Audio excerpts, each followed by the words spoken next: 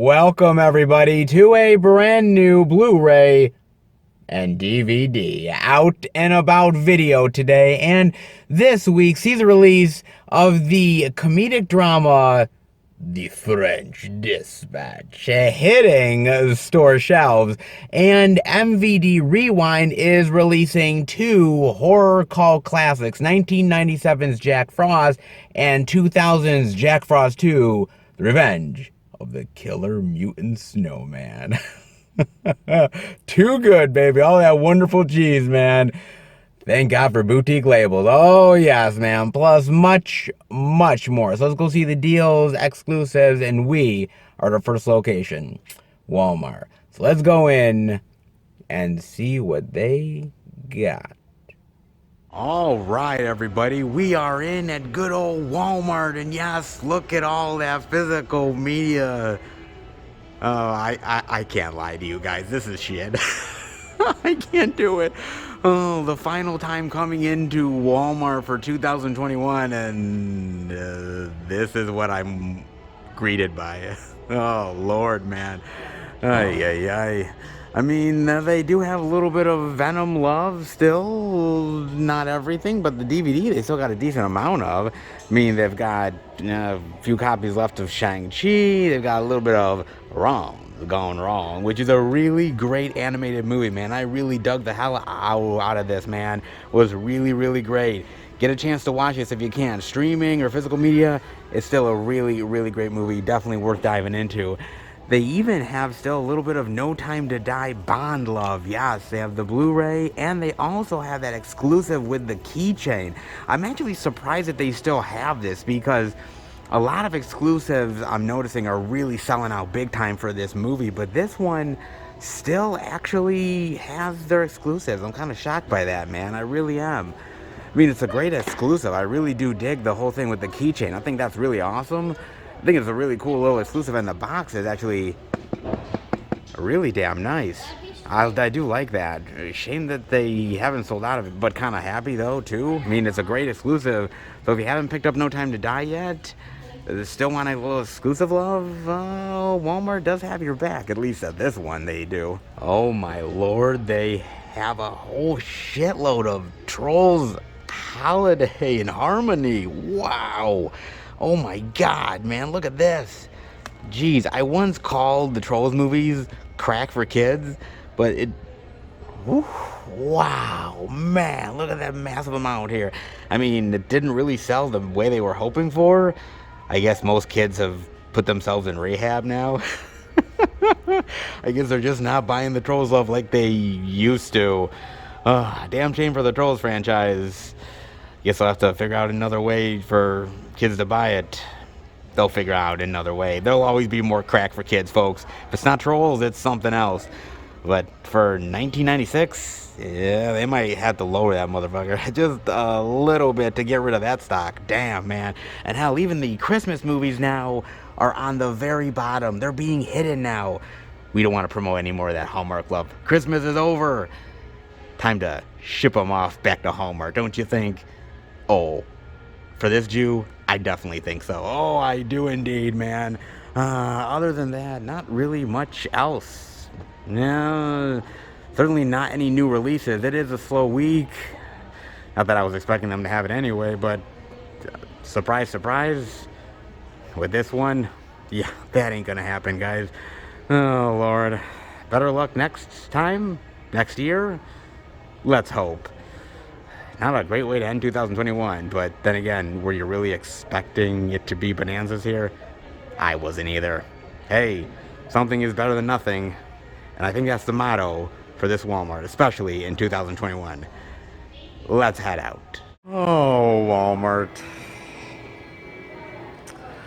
Oh, you beautiful, disappointing bastard. Oh, yeah, it is true, guys. Oh, man. I mean, it is a very slow end of the 2021 season of movies. It is for physical media. There's only one or two releases coming out, but still, would have been nice to have seen it. But this is the first Walmart, guys. We've experienced a lot of disappointment here.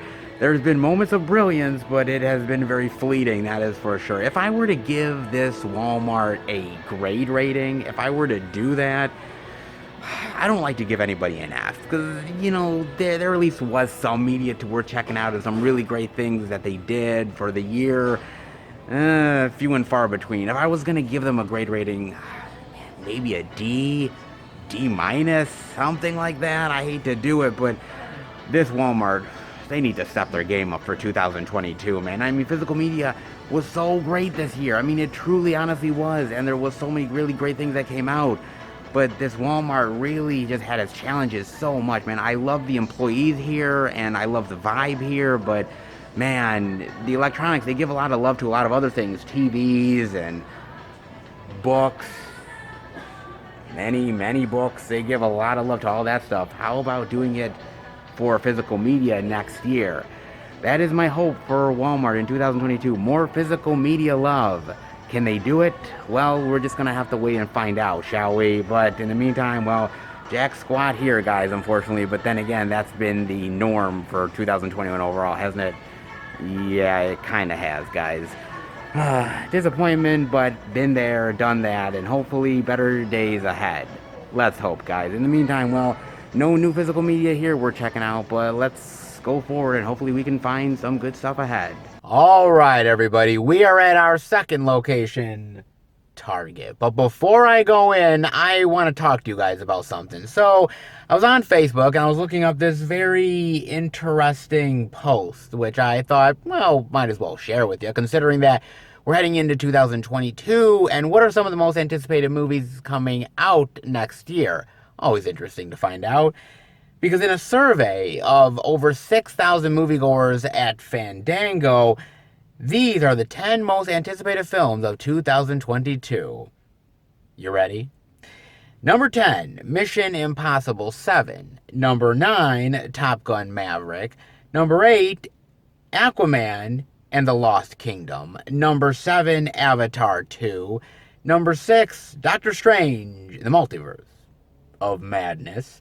Number 5, Jurassic World Dominion. Number 4, Thor, Love and Thunder. Number 3, The Batman. Number 2, Spider-Man Across the Spider-Verse Part 1. And taking the top honor, Black Panther, Wakanda Forever. Oh, yes. I mean, wow. A lot of superhero flicks in it. I mean, the top 5, 4 of them are comic book movies. And out of the whole 10, 6 are comic book movies. Over half of the most anticipated films of next year are comic book films. It's a genre that sells. No wonder they're making those movies, man. The shit prints money. Are they overdoing it? Maybe. Do they give a shit? No. I mean, seriously, man.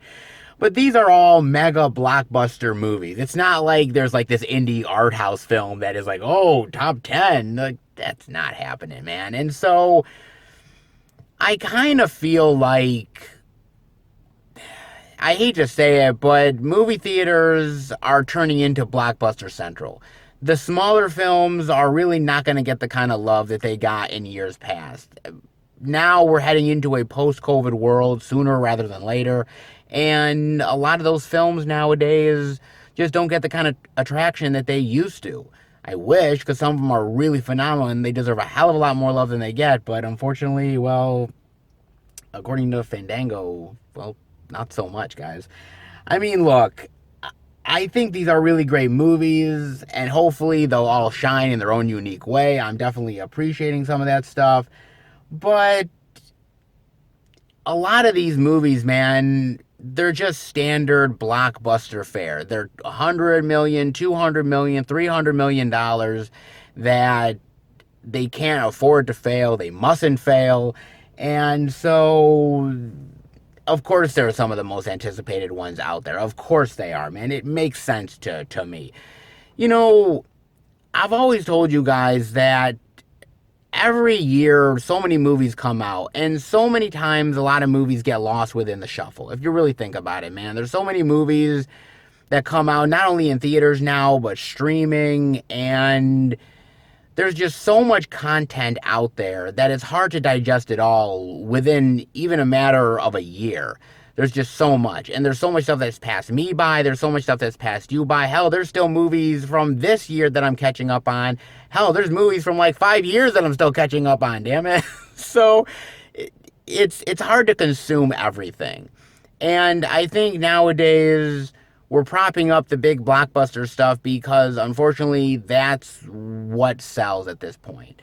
And in order to get butts in the seats, in order to get things to the masses, you need to make something as flashy and as blockbuster quality as possible to get it out to people. I think these 10 are very unique, and I think they're interesting. And there's a unique and interesting variety between all of them, I truly feel like. But at the end of the day, I don't want you guys to forget the smaller films. I don't want you guys to forget the artsy films or the indie flicks out there that still deserve a lot of love. Go into next year with an interesting resolution. Or I kind of ask you to, with an open mind. Go in and give more diversity a chance. Yes, I know you want to see the blockbusters, and I know you want to see the Navi homeworld again. I get it, okay? I understand that shit. But try to look at things from a different perspective and from a different coin. You know, we're heading into a world where movie theaters are hanging on for dear life, and they need every blockbuster. And so, again, it's no secret that these are anticipated films because they're huge blockbuster movies. And the smaller indie films just don't get that kind of love anymore. But try to go in with that type of open mind and give more movies a chance that you normally wouldn't. I know everyone's going to want to watch the latest Batman flick or the latest Thor movie to be up on all the stuff that they don't get spoiled on it. I understand that. But nowadays, the little guy doesn't get the kind of love that they really deserve anymore. And so, as much as I love the blockbusters, as much as I'm going to see these movies and really appreciate them, I also try to give love to the smaller flicks because those are the ones that get caught in algorithm hell on Netflix or Hulu or Disney Plus, and they're the type of movies that get drowned out by these blockbusters because they just don't get promoted like they used to. And so 2022, maybe an interesting resolution would be to open your mind and give things a little bit more of a chance than you normally would. Just saying. You may already do it now, but it doesn't hurt to give a little bit more love to it. Indeed it doesn't, guys. Interesting, but let me know what your top 10 anticipated movies of 2022 are. I have my list, but I ain't telling. At least for now. Oh, definitely let me know, guys. But in the meantime, a slow physical media week, that's for damn sure. Well, Walmart didn't have Jack Squad, but maybe Target will? Only way to find out it has inside, so let's go in, check it out. All right, everybody, in at Target, and well, it is kind of an empty-ish zone this week, but that doesn't mean that we can't find some media, because they definitely supplied it, at least, well, one thing, guys, and one thing I'll definitely take, because we got a little French Dispatch love, wee. The Blu-ray for $19.99, the DVD for $14.99. Very nice, man. Now, I got a chance to watch this on Amazon Prime, and I did because of Wes Anderson. I have to give Wes Anderson a little bit of love because to me, he's a very unique filmmaker, does a lot of unique films outside of the box of your normal sort of blockbuster Hollywood types out there. And I figured, okay, if anything, it's going to be really interesting, at least to watch. So I figured, why not give it a go? And so I definitely wanted to. Now, basically, this is about a fictitious magazine paper, and it's basically ending its run because the editor-in-chief is dead. He croaked. And so his final wishes were when he went, so did the magazine. And so it's a collection of stories by these writers and their misadventures and posting one last time in this glorious magazine called the French Dispatch. Yeah, so all the quirkiness and hilarity and oddness is on display in yet another Wes Anderson flick, ladies and gentlemen. I honestly think one of the things that impresses me the most about any Wes Anderson movie, especially this one, is the cast that he gets, man.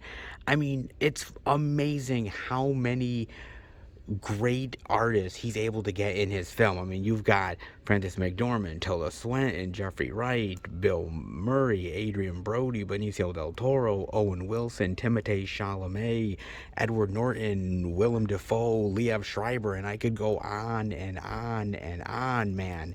I mean, and it's not like they have huge, gigantic roles. I mean, some have bigger roles than others, but sometimes they're in like one scene and then they're out. And you're like, really, they came in here to just do that. But Wes Anderson, man, he's such an imaginative director, and he's somebody that really loves to explore scenes and improv with a phenomenal script, but give the actors a certain amount of leeway with their character and their look and everything, that I think they just love having fun doing something different, doing something quirky and outside the box that I really appreciate, man. I mean, let's be real. Actors, they want a challenge. Okay, yes, sometimes they want a paycheck and sometimes they'll do some easy schmaltzy stuff in order to get it, but sometimes they really do want a challenge. They really do want to be challenged as an actor and their craft. And Wes Anderson is one of those directors that really does challenge a lot of actors out there. There's a reason why a lot of actors come back to play in his sandbox over and over again, because they just love how he makes his movies, and they love the way that they're not like the normal everyday Hollywood stuff you see time and time again. And there's something that they appreciate about it, and I appreciated about it as well. So the actors here are master classmen, and you could tell that they're really having fun with the movie. I mean, yes, the humor is dry, okay? The humor is very, very dry, and sometimes it doesn't always hit the way I think they want it to. Sometimes it ends up being kind of flat, and sometimes the comedy really works well. It's a certain style of comedy, and it's a certain way that he approaches it that you're either going to really appreciate or you're kind of going to scratch your head. It's one or the other. You're either going to hate it or you're really going to dig it. There's no other way about it, man. But I really appreciated what they brought to the table here.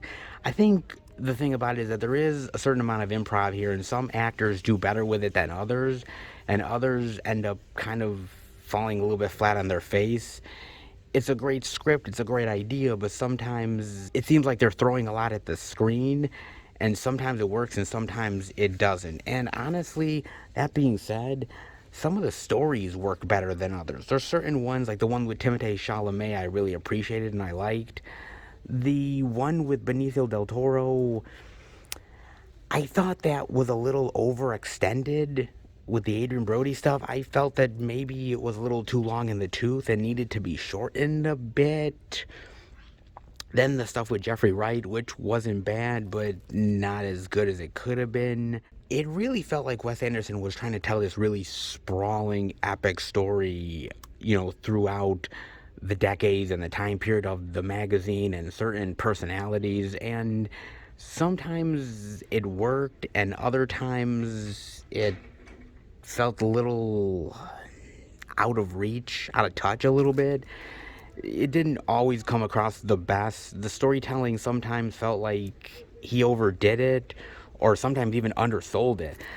There's moments where it's pure perfection, but then you can see the moments where you're like, God, if you had only cut this moment here, or if you only extended this a bit, it would have been a little bit more perfect. But then again, it's Wes Anderson. He definitely does go out there and indulge himself, and The French Dispatch is one of those movies where you can really see that he indulges himself in a big bad way, man. But despite some of the issues that I do have with the movie, I mean, the craftsmanship is on display here. I mean, it's Wes Anderson, of course it is. It's incredibly well shot. The sets, the costumes, the colors, the miniatures, everything, the way he's filming it and crafting it together, it's absolutely brilliant. So there's no denying that he is a true artist in the greatest sense of the word. The unfortunate thing is that I just didn't think that this movie was really one of his best.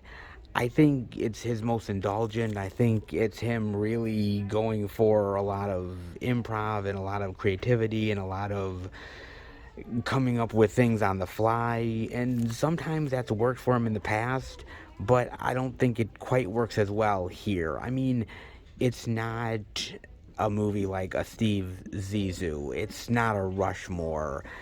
It's not even a Bottle Rocket. It's not any of those type of movies. It's not a Fantastic Mr. Fox or an Isle of Dogs. It more reminded me of the Darjeeling Limited than anything else. I think the Darjeeling Limited for me is his worst movie. This is not his worst, but it's in the bottom of the pile, to be honest with you. It is, because I just don't think it's as entertaining as it could be. It felt kind of long in the tooth, and it felt that he was coming up with things on the fly and not having a cohesive story around it. That's the problem that I had. I mean, he's a great filmmaker and I love his movies, but not every movie is created equal when it comes to Wes Anderson. Some are definitely better than others. I love the quirkiness of this. I love the stories around it and the great actors, but it's no Royal Tenenbaums, okay? Not every movie can be. It's almost like there's a formula now for a Wes Anderson film, and it's almost like he's repeating himself now more than coming up with more genuine and unique ways to be a filmmaker.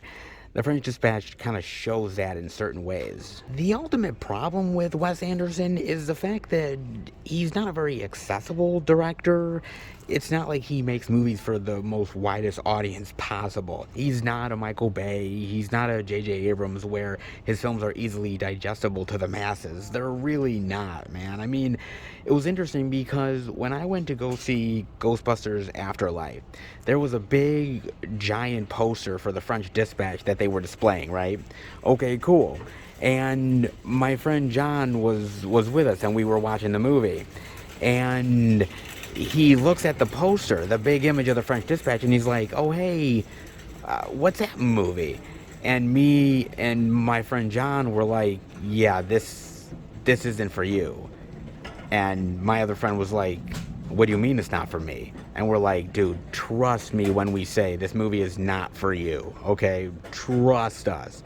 Because we know his style, we know the type of movies that John likes, and so it's just not his thing, man. And that's the thing about Wes Anderson. He has a certain type of demographic of a movie lover that likes his type of movies, but it's not a wide audience mass appeal movie. He's never really done many movies that are wide appeal movies. I would argue he's never done that, but maybe you could find an instance or two where it might be that way. Something like a Fantastic Mr. Fox, but if that, then that's only like the one example of it. He's a great, phenomenal director. These are very unique and interesting movies that he makes, but at the end of the day, I think filmmakers like him are a dime in a dozen, right? It just honestly is. It's something that's not going to appeal to everybody, but the people that it appeals to, it definitely, absolutely, 100% appeals to them, and rightfully so.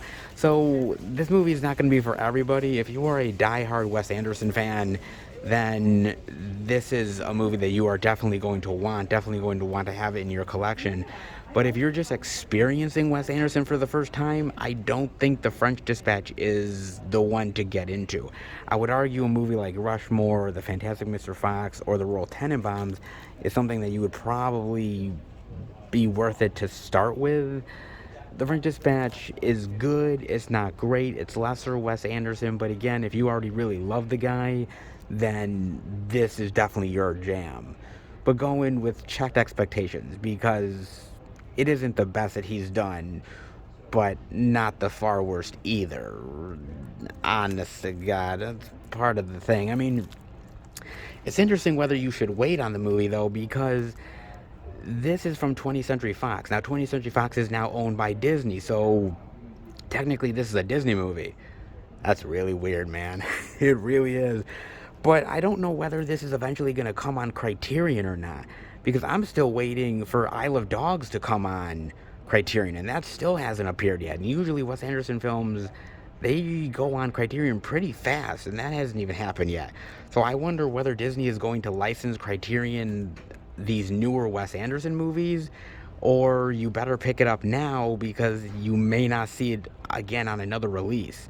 Because I have a feeling they put it out because Wes Anderson is a very accomplished director. They may want to work with him in the future, but there's not even any special features on this thing, man, which kind of worries me because, again, I don't want to see a company like Disney bury the works of Wes Anderson. I'd love to see Criterion get their hands on them, but with a company like Disney, that's easier said than done. In your best interest, you might want to pick it up if you're a Wes Anderson fan, at least for the time being, because you never know whether this will ever see daylight again after these releases go tits up. I'm not quite sure, man, but if you're a fan, it might be worth picking it up. Just might be indeed, man. Holy shit. Can we just recognize for a second, guys, how much Bond Target sold here? Oh my god, man. Do you remember they had the whole display here of No Time to Die? They had it right here, and now they only have the DVD left. That is crazy. They sold all of the Blu-rays, they sold all of the 4Ks, they sold the Bond exclusive, they sold everything except for the DVD, man. That is it. That is nuts, man. They had a huge amount of it. Huge amount of a display for No Time to Die, and literally it's now just the DVD, and that is it. That is nuts, man. I mean, if that doesn't tell you how popular James Bond is, I really don't know what does, man. That is phenomenal. A great movie, but I never thought for a single second it would sell like this. That is crazy, man. That is nuts. But Daniel Craig, he does deserve it. Just saying. He definitely does, man.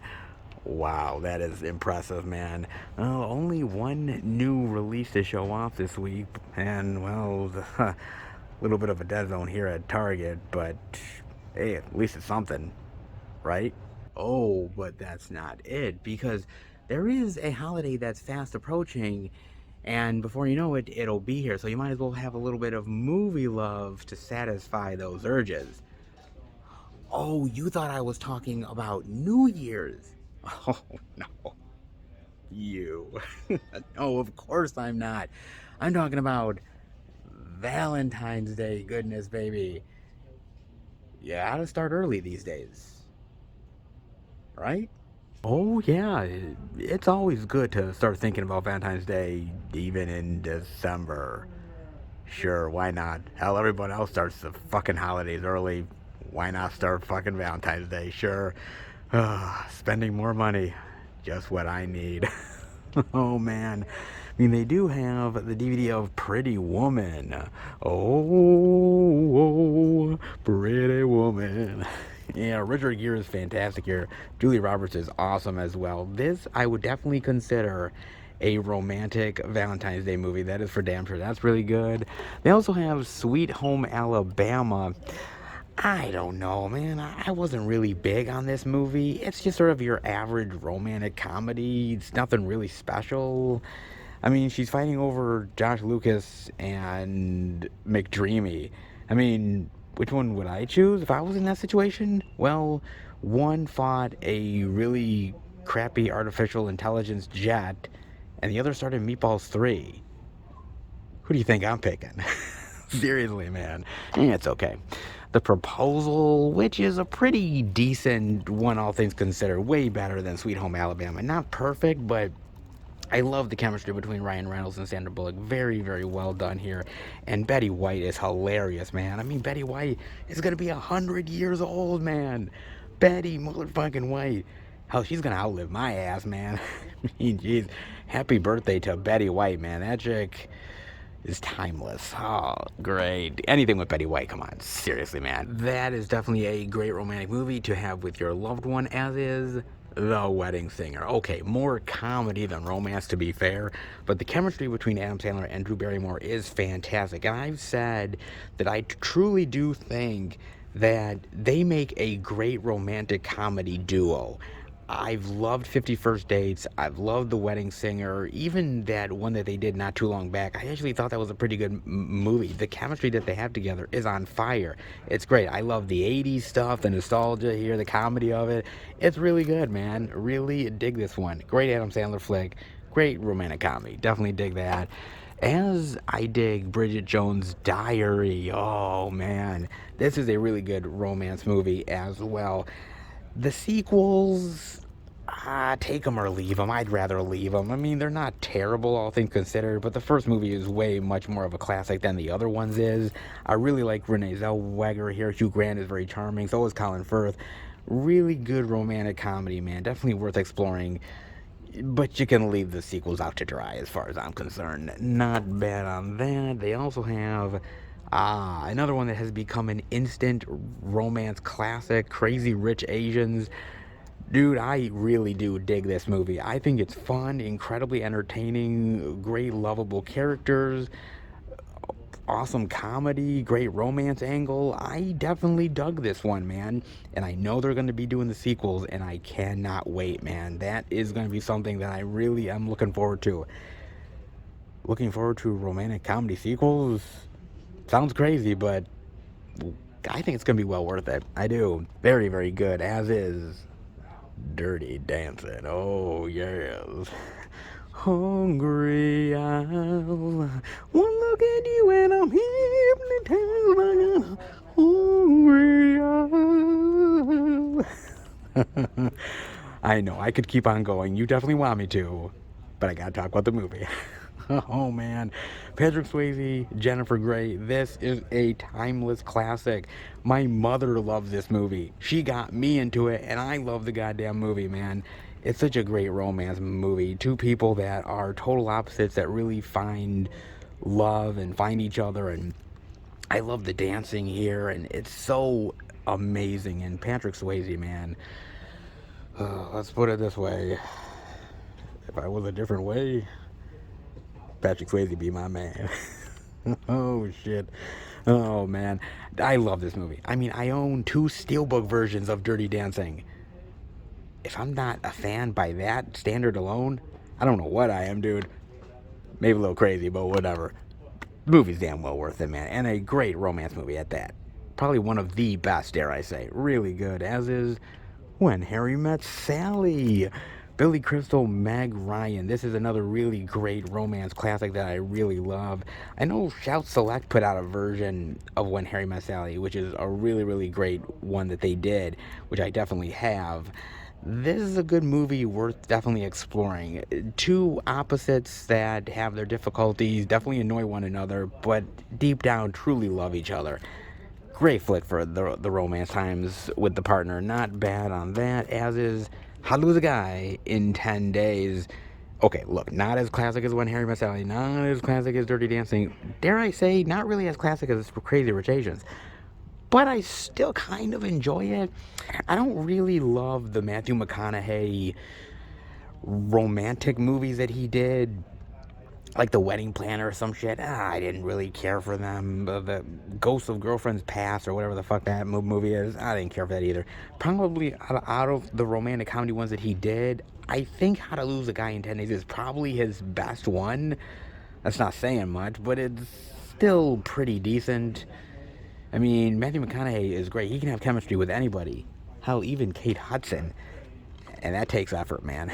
That definitely does. Would I consider Princess Bride a romance movie?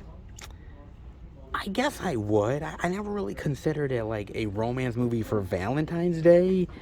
But if push came to shove, sure, I guess I would say you could watch this in Valentine's Day, a romance movie, and definitely get a lot of enjoyment out of it. There's a good romance story here, good swashbuckling, great comedy.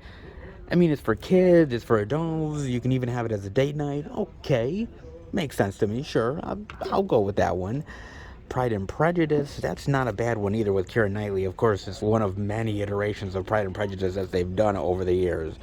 And I'm sure there'll be many, many more in the future, man. It's not a bad one. Pretty decent, all things considered. They have that. They also have Forever My Girl, which is not a bad movie. That's all right. I do like Jessica Roth, though, especially in the Happy Death Day movie. She's really awesome in that. This is an okay one. Not perfect, but it's all right. However, A Star Is Born, that is pretty damn good, man. I do really love this movie, man. Lady Gaga is amazing here. Bradley Cooper, the chemistry. This is definitely a romantic movie. Tragic romantic movie. Kind of ends a little bit of a downer. Spoiler alert. But still really solid, man. Great flick, man. And one of the better remakes in recent years. Really love that flick, man. Not half bad. 5 Feet Apart, not bad. Definitely a good little romantic movie. Not as classic as The Notebook. Oh my god, man. Girls eat this shit up for breakfast. Jesus, man. I remember the craze on The Notebook. That was fucking insane, dude. And for the longest time, I kind of stayed away from the movie because it was such insanity with chicks, man. It was like this huge obsession that I was like, oh, geez, this thing is going to be overrated as fuck. And honestly, it's really good, man. Really fantastic. I don't know about the going ape shit over it that chicks usually do. I don't know how to go that far with the damn thing. I mean, it's no Dirty Dancing. But it still is a pretty solid flick, man. And Ryan Gosling, I'd still pick Patrick Swayze, but Ryan Gosling would be a second. Put it that way, man. Not that also... What? Is this a mistake or something? What the fuck? Twilight? Oh, come on. Seriously, we can't really be serious here. Twilight is considered romance for Valentine's Day? What? Man, who the fuck is buying this for Valentine's Day, man? You really must really be in need. Man, just eat a bunch of fucking chocolate, will ya? Jesus Christ, I mean, don't subject yourself to this. Please don't. I mean, okay, maybe you don't have, a love in your life. Maybe you're lonely and a little bit depressed, but don't make it worse, man. Please don't make it worse. God. Just say no. It's easy, just say no. Do not, I repeat, do not binge the Twilight Saga for Valentine's Day. You will regret it forever. Oh shit. Look, there's desperate times, and then there's watching Twilight Saga desperate. Don't be one of those people. Don't. Jesus. They also have 4 film favorites as well. Nicholas Sparks collection. Ah, yes, Nicholas Sparks. That was a thing at one point. Notebook, Walk to Remember, Nights in the Rodante, and Message in a Bottle.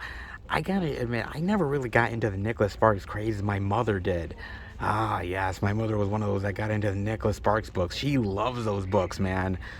Not really my bag, baby, but sure, my mother can definitely get into them. Why the hell not, man? Out of the 4 here, I think my favorite out of the 4 is probably Message in a Bottle. I always really dig the chemistry between Kevin Costner and Robin Wright Penn. I always really like that. I love Paul Newman in that flick. That's a really good one. I actually saw that, I think, in the movie theater with my mother. I think I did, actually. Oh my god, that's a blast from the past, dude. I mean, Nights in Rodante is good, kind of average. Walk to Remember, my mother loves the Walk to Remember. Of course, Nicholas Sparks craze, yeah. And of course, The Notebook. But for me, it's definitely a Message in a Bottle. I definitely appreciate that one. They also have Girls' Night In. Oh, well, okay. Good thing. They also have a 6 movie collection. Okay. So I'm racking my brain right now, guys. I'm really racking my brain. So this is supposed to be sort of Valentine's Day chick flick movies, right? Sure, okay. What about this is a chick flick movie collection? You have The House Bunny, okay, maybe, stretching it. Don't Mess with the Zohan. Chick flick? Click? Not as far as I know. That's My Boy. Oh, that's definitely not a chick flick. 50 First Dates. Okay, sure, I can say chick flick. Deuce Bigelow, European Gigolo. Who the fuck is watching that as a fucking chick flick Valentine's Day movie? If anybody is watching Deuce Bigelow, European Gigolo for their, Valentine's Day evening with the hubby, man, you got some fucking problems. Holy shit. Oh, Jesus, man. I have never seen anybody do Deuce Bigelow for their Valentine's Day fix. Then again, I've seen Stranger Things, so what the fuck, man. I mean, they have the Girls' Rules collection, which is some good chick flick movies, my favorite of this is clearly Clueless. Mean Girls and She's a Man, okay, but they're all leaping off of Clueless. I mean, let's be real, man. They also have the 4-film favorite Sandra Bullock comedy collection.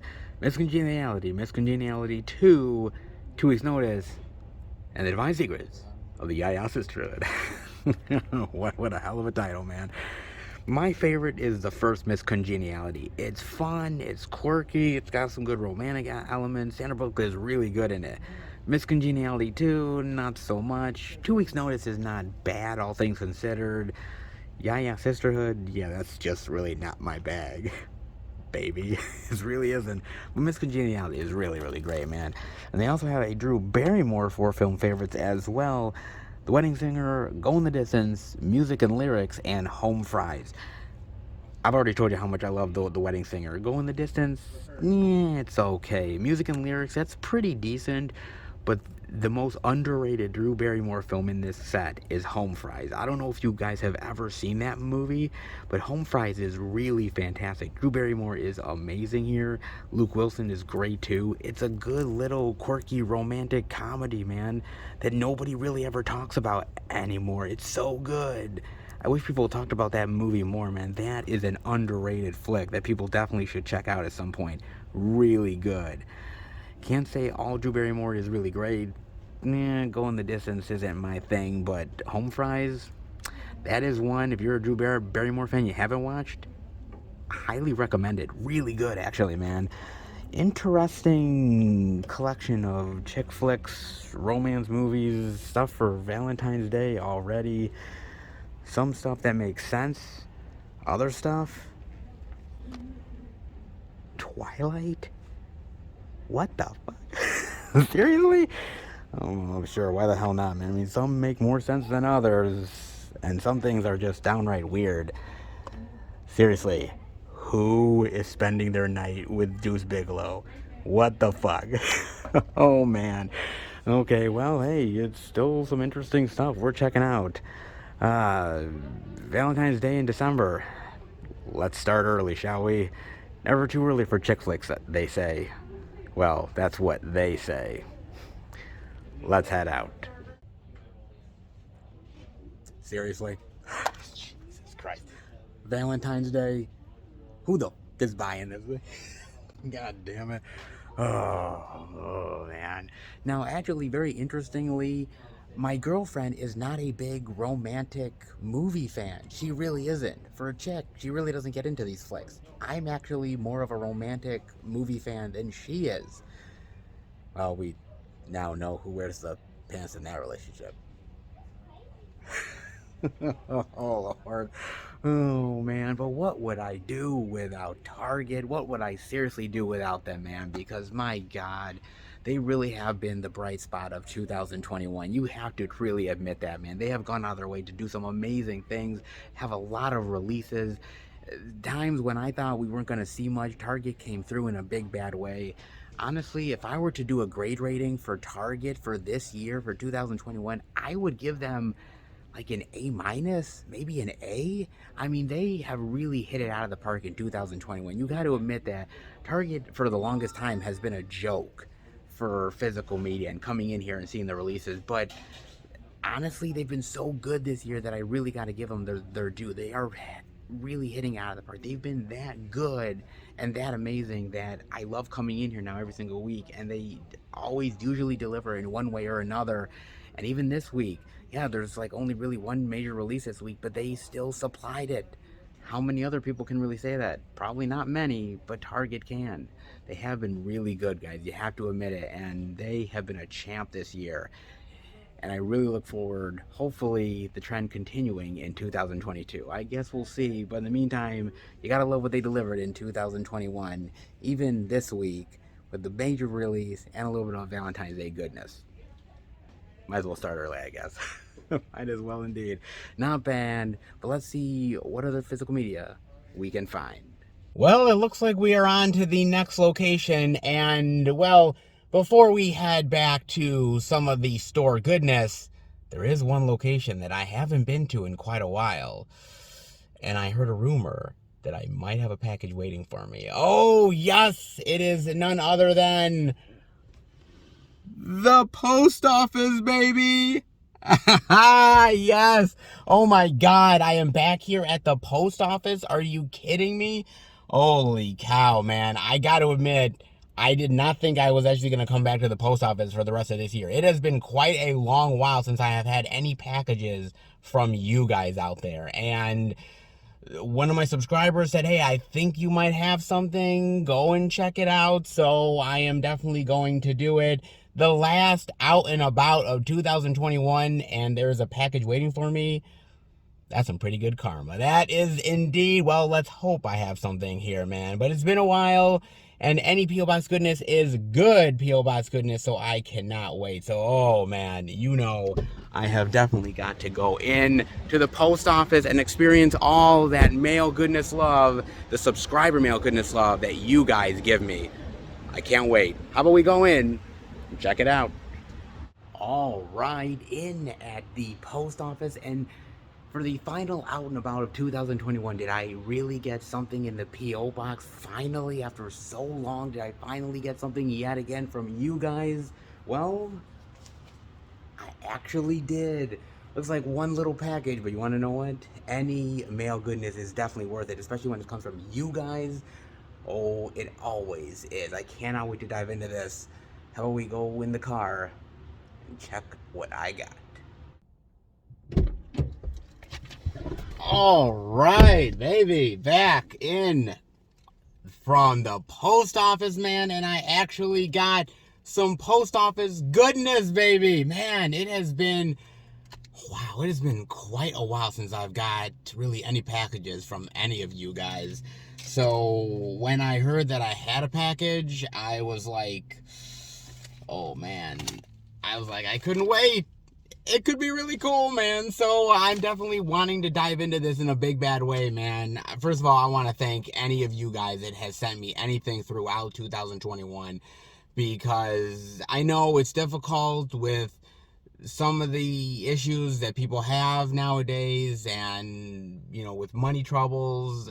Look, I get it. Anybody who has sent me anything, I am so grateful for it.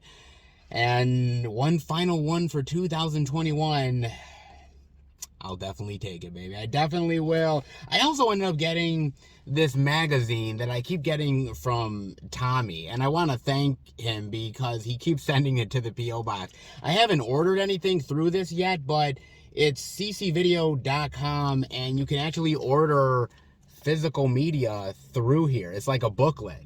It's so odd. Usually you don't do that anymore. Usually it's all stuff that you would do online, but they actually have a booklet that you can order physical media from, and they send it to you in the mail. Some interesting coupons, some stuff worth definitely diving into. Some cool stuff in here. I was looking at it, I'm like, oh my God, man, seriously? They actually still do magazines to order stuff from for physical media? Who'd have thought, man? Tommy, I've been getting these as of late. Thank you so much, man. These have been really cool, by the way. But let's get into the physical media love from Damian Stevenson from California, Canoga Park. Okay. We'll see what this is all about, shall we? Let's dive into this. Let's dive into this sucker. Oh, man. See what this says. Oh, seriously? Holy shit, guys. Whoa. This is awesome. This is so cool. And that is none other than The Vanishing. Oh, man. The Twilight Time limited edition of The Vanishing. Holy cow, man. This is the one with Jeff Bridges, Sandra Bullock, Kiefer Sutherland. Yeah. Oh my God, man. I love this movie. I think I was talking about this movie not too long back, honestly. I believe I was. Wow. This is amazing. Oh, this is so cool to finally have this in the collection. Oh, this is so great. My God, this is such a wonderful movie. Yes, it's a remake to, I believe, oh yes, a Dutch film from 1988. So this one came out in 1993. The original came out in 1988. But still, this is an amazing movie. I love this. The soundtrack by Jerry Goldsmith is amazing here. I love the acting. And I just love the idea of you love somebody so much and they go missing and you try to find out what happens to them. You think they, got butchered up, or, people go missing all the time in America. And the idea that he goes in search of trying to find the answers and the truth to it, and what he finds is more disturbing than he could have ever imagined. And oh my God, man, this is so fantastic. Jeff Bridges is so creepy and methodical. He's so good here. Sandra Bullock is great. Man, this is so good. Dude, I've never owned this in the collection, and now I'm going to have a copy of The Vanishing. This is so awesome. I love this movie, man, so much. I didn't even know that Twilight Time put this movie out, man. Wow. This is amazing. Absolutely fantastic. Oh my God, this is so cool. This is really amazing. I am so thankful. Thank you so much. This is an amazing movie. For the final one to get for 2021, this is killer. Literally. It's really awesome, man.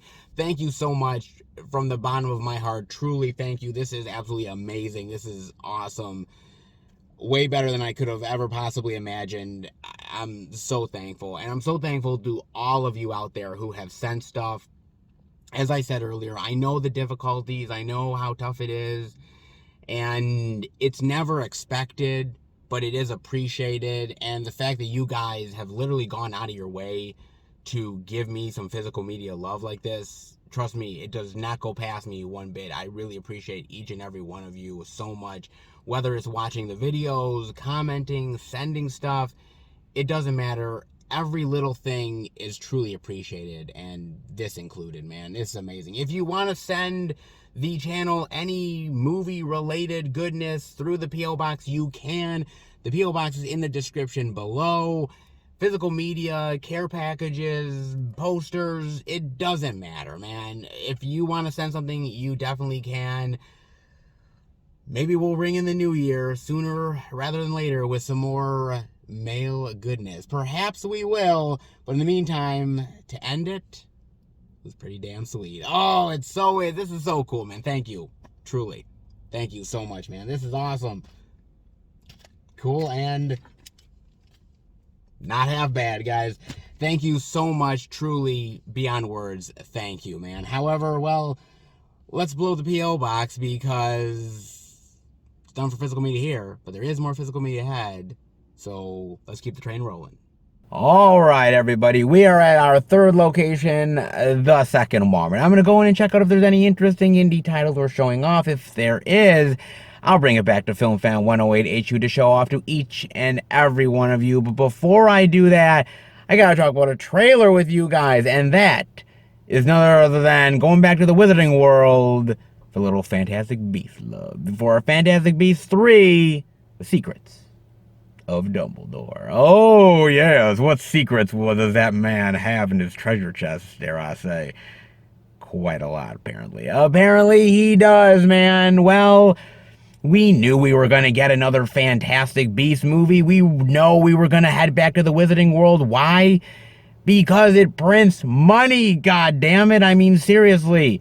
They are going to be making stuff within the Harry Potter universe for many, many years to come. This isn't the first, nor will it ever, and I mean ever, be the last. So, of course we were, man. I mean, there was the Fantastic Beasts one. Of course, there was obviously Fantastic Beasts 2, The Crimes of Grindelwald, and now we are here for part 3, baby. And I have to admit something, right? I mean, I love Harry Potter. My girlfriend loves Harry Potter. Hell, a lot of my friends love Harry Potter. It's a very enjoyable universe with great characters and wonderful stories to be told. But the feeling that I get from a lot of people, from my girlfriend and a lot of others, is the fact that Fantastic Beasts is not exactly the thing that they want from the Harry Potter universe. The idea is that Fantastic Beasts was always meant to be this sort of like add on to some of the information from the Harry Potter books. You know, certain things about some of the creatures and magical things that were going on. It was sort of a little nice add on, right? But you have to understand that sort of like with The Hobbit, right? Because The Hobbit is a movie where really it's a very simple adventure that they realize, God, we need to turn this to a bigger type of movie event, a bigger world, and really tie it more into the whole thing with the Lord of the Rings. And so we have to expand it. And this is where Fantastic Beasts comes in, because it can't just be a really simple thing, a really simple one-off story. It has to expand in the overall Harry Potter world, connections, and the mythology and everything like that. And when you force that, when you stretch it too far, that's when it starts to break. And we're heading towards the breaking point eventually with Fantastic Beasts. I don't know whether we're there yet, but it's bound to happen at some point. And the trailer is fine. It looks like, you know, evil versus good. You know, people on the evil side believing what they believe is right. Good people trying to take down evil to save the rest of the world and the humans, etc., etc. Good versus evil. Classic tale to be told, right? But it's everything around it. Like I said, I like that first Fantastic Beasts movie for the quirkiness of it and the characters. And then they're just overextending their hand now. Now it's this whole past with Dumbledore and obviously with Grindelwald and their relationship and the secrets that Dumbledore holds and the fact that we're revealing all these untold secrets that we've never known before. And you have to keep the interest going for the Potterheads. You have to somehow reveal things that we've never known before and really give new context to old mythologies. And that's where we're at with this series, because it's a prequel series. We know at the end of the day where Dumbledore ends up. We know where some of these characters may or may not go. And it is what it is. We're here now. We're here at this stage of the game for Harry Potter where I feel like we're just kind of going through the motions now of the Harry Potter universe. There is still excitement here. The battles look really cool and great CGI effects, and everything looks really epic and amazing and blockbuster quality. You know, I love some of the actors here, and I'm even really loving Mads Mikkelsen coming in and playing Grindelwald. We knew that Johnny Depp was no longer going to be in the franchise. He's had his difficulties. Warner Brothers said, look, we love you, but you're out. And so Mads Mikkelsen is coming in. I like the vibe Mads Mikkelsen brings to the table because he just exudes sinister quality. He just does. It's in his bones, man. So he instantly recognizes as evil, and you can sense it from him. He doesn't have the same look as Johnny Depp does, so it's going to be a little bit of off-putting of having those two movies with Johnny Depp and suddenly having to transition to Mads. It's going to be a little bit rough waters, but I think Mads is going to do a good job here, as is all the actors. I believe in the story, I believe in the world and the mythology of Harry Potter, and I think it's all really cool at the end of the day. I just kind of wonder if it's really needed at this point, right? Because Fantastic Beasts: Crimes of Grindelwald didn't really make as much money as they were hoping for. It didn't get a lot of critical praise. Fans weren't really digging it. And so now they kind of have to maybe push on the brakes a little bit, hold things back to basics essentially, and try to still maintain that epic feel of trying to connect it to the overall mythology. I don't know. I mean, these movies still make money at the end of the day. Warner Brothers really loves making them, and so Fantastic Beasts is just an extension of the Harry Potter franchise, but for many people, not really a great one. So, I don't know. It looks good to me. I like the effects. I like the overall quality of the look here, but at the end of the day, I'm not quite sure if it's really needed anymore. Sometimes these extensions feel overdone and just feel like they're made just for the money, and Fantastic Beasts kind of feels that way. I don't know. I mean, you guys got to let me know what you think. I'll definitely see it, probably with my girlfriend, but For Potterheads, it's really Harry Potter or bust, right? You guys get me. Definitely let me know what you think. But in the meantime, well, let's head into the second Walmart. Hopefully more goodies worth checking out. All right, everybody, in at the second Walmart, and well, what if I told you that the Walmart goodness here is zippity doo dah, nada, nothing, zilch, lame-o. Yeah, they literally have nothing. If I told you that, would you believe me? Geez, I hope you would, because it is the truth, man. Damn. Yeah, I think them, like everybody else mostly, is pretty much saying sayonara to 2021 and basically saying, you know what, we put out enough physical media already, we don't need to put out anything else. I mean, why would we? It would be nice. It would be. You'd think they would maybe put out just a little bit. Not so much, guys. Yeah, the physical media love is nowhere to be found here at the second Walmart. It is empty like a motherfucker. Like, empty like Mrs. Hubbard's cupboard in a big bad way, man. Oh, it really is. So, unfortunately, no physical media love for the end of 2021 here at the second Wally World. Let's hope that the beginning will have all that physical media weirdness. But until then, yeah, the bone is definitely dry here. Very, very much so. So, no physical media worth checking out here, so I guess off to the next location to hopefully find more media, hopefully worth checking out. All right, everybody, we are at our fourth and final location, and when it comes to out and about love, especially ending 2021 off, we have to experience it all, the highs, the lows, and even the beast love. Oh, indeed we do, so you definitely know where we are, and that is none other than Best Buy the Beast. Best Buy, baby. Oh, yes, indeed, man. Not a lot of physical media we're showing off this time around for the final one of the year, but hey, it's out and about. I love physical media. I love doing this sort of thing, so of course I'm going to experience all of what every week has to offer, even if it's just a little bit. Something is always better than nothing. So what will Best Buy have in store for us? Let's hope some very interesting things, maybe some surprises and some good physical media. That's all we can really hope for, right? Well, at least. Let's go in, check it out. All right, everybody, we are in at Best Buy, and it's looking a little choppy. Rough waters, dare I say, for the end of the year, man. I mean, God, they are still sold out big time of Bond, man. Damn, dude, this sold huge. This was mega gangbusters. I mean, they're out of everything. The Steelbook, the 4K, the Blu-ray, they're out of literally everything, man. Yes, man. Bond is pretty damn popular. Everybody is running out of Bond. Hell, even the Beast is, man. It's hard to keep that shit in.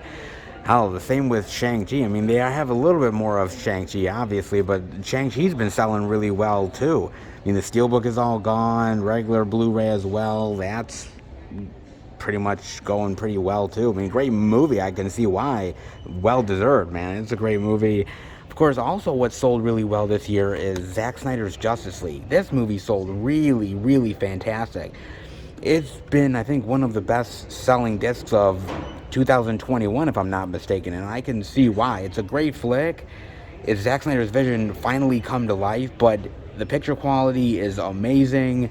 The actual story, I love what he did with it, with Darkseid, amazing. Well-deserved in a big bad way, man. However, they do have a hell of a lot more copies of Snake Eyes and the G.I. Joe films on 4K. Geez, I wonder why they're not that good, ladies and gentlemen. I mean, maybe the picture quality is wonderful, but man, even The Rock can't save the G.I. Joe franchise. That's saying something, man. He saved a lot of franchises.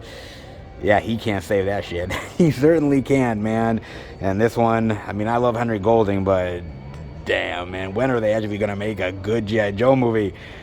Maybe they'll never make one in my lifetime, man. That is really fucking sad, man. Ah, Lord.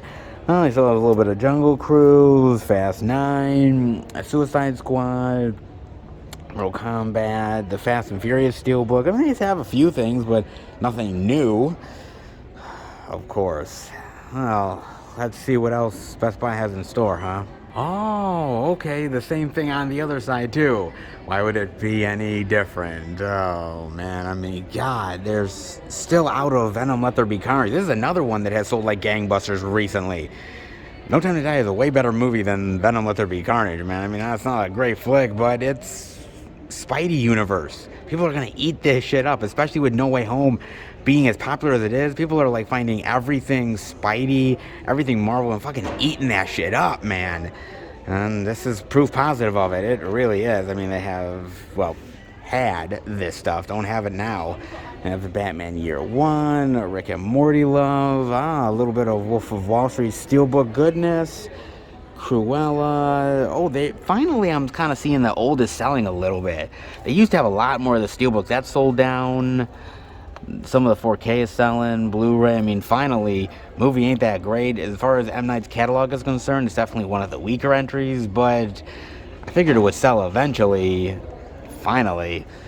Not perfect, but if you love M. Night, may want to collect it. Maybe. I don't know. I mean, they still have a decent amount of free guy, but no steelbook, damn it. Oh, when will I ever see that thing? Probably next to never.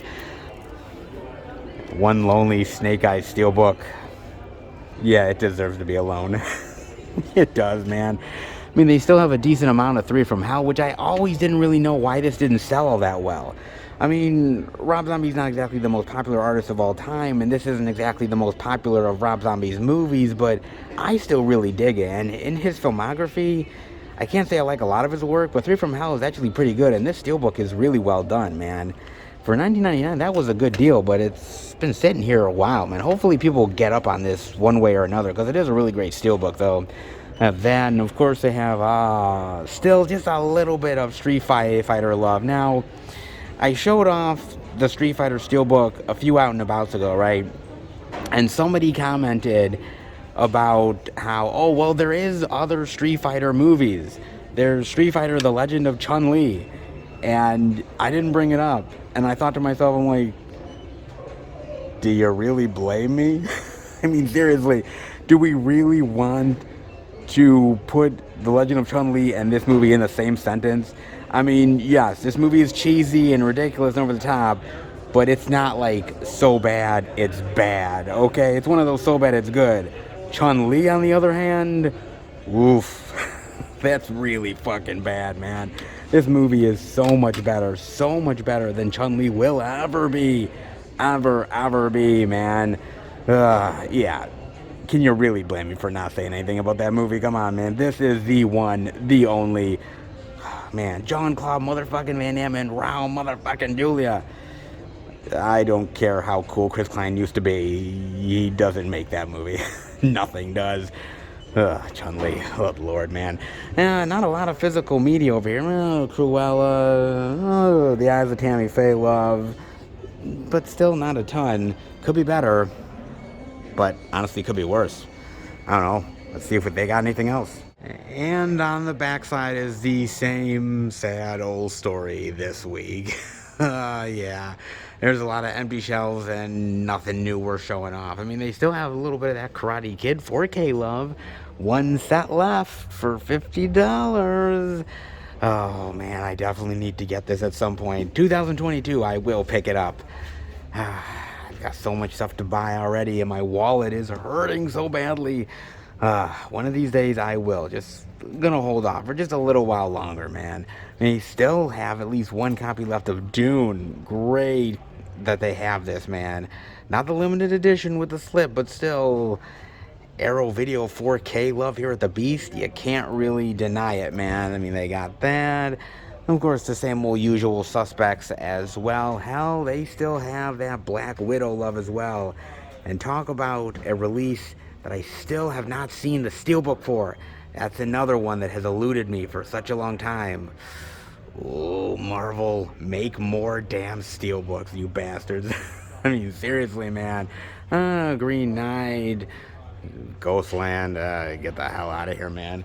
They've got a few things here and there, but certainly nothing new whatsoever. And I keep on forgetting that they still have a lot of those box sets as well. Some are worth it, some aren't. I mean, they do have that 4K of the Predator collection, which is cool.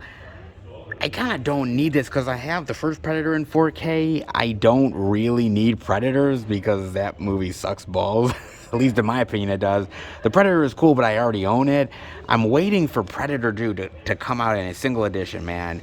When can I get Predator 2 alone? I don't want it in the set. I just want it alone. Ah, damn it. I thought it was at some point, and then it got delayed or canceled. I don't know. Once I can get Predator 2 on 4K, then my Predator collection will be complete. Predator, Predator 2, and The Predator. You don't really need anything else, folks. Definitely not those Alien v Predator films. That's for damn sure.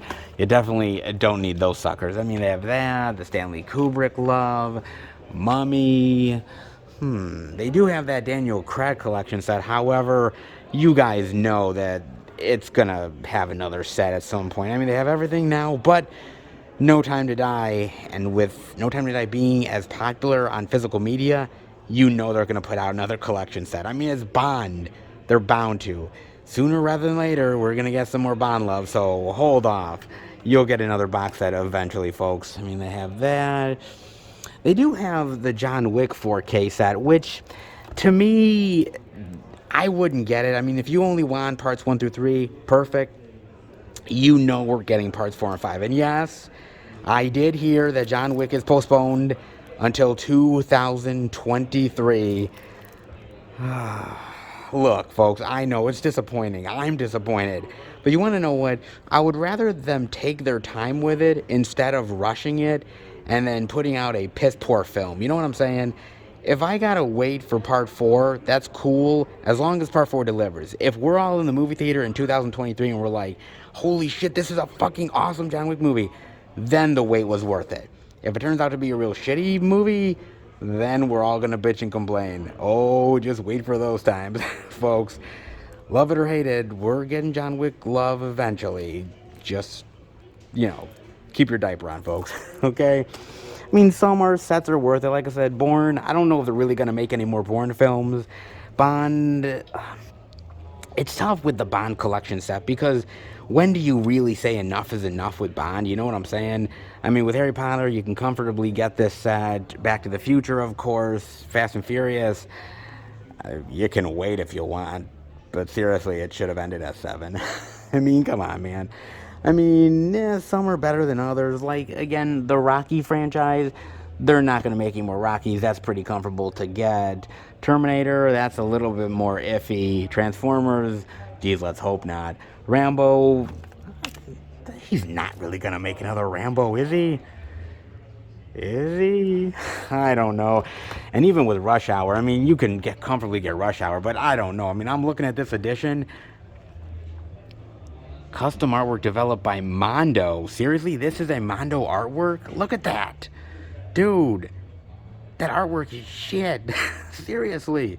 I mean, Jackie Chan looks like Mr. Potato Head, man. Like his face was made with Play-Doh. And, oh, look at Chris Tucker, man. They did him dirty. Fuck, man. This is seriously the best that Mondo could do? Damn. Shit. Man, they did this collection set dirty, man. They seriously did, dude. Yeesh. Oh my god, man. They're not all created equal, apparently.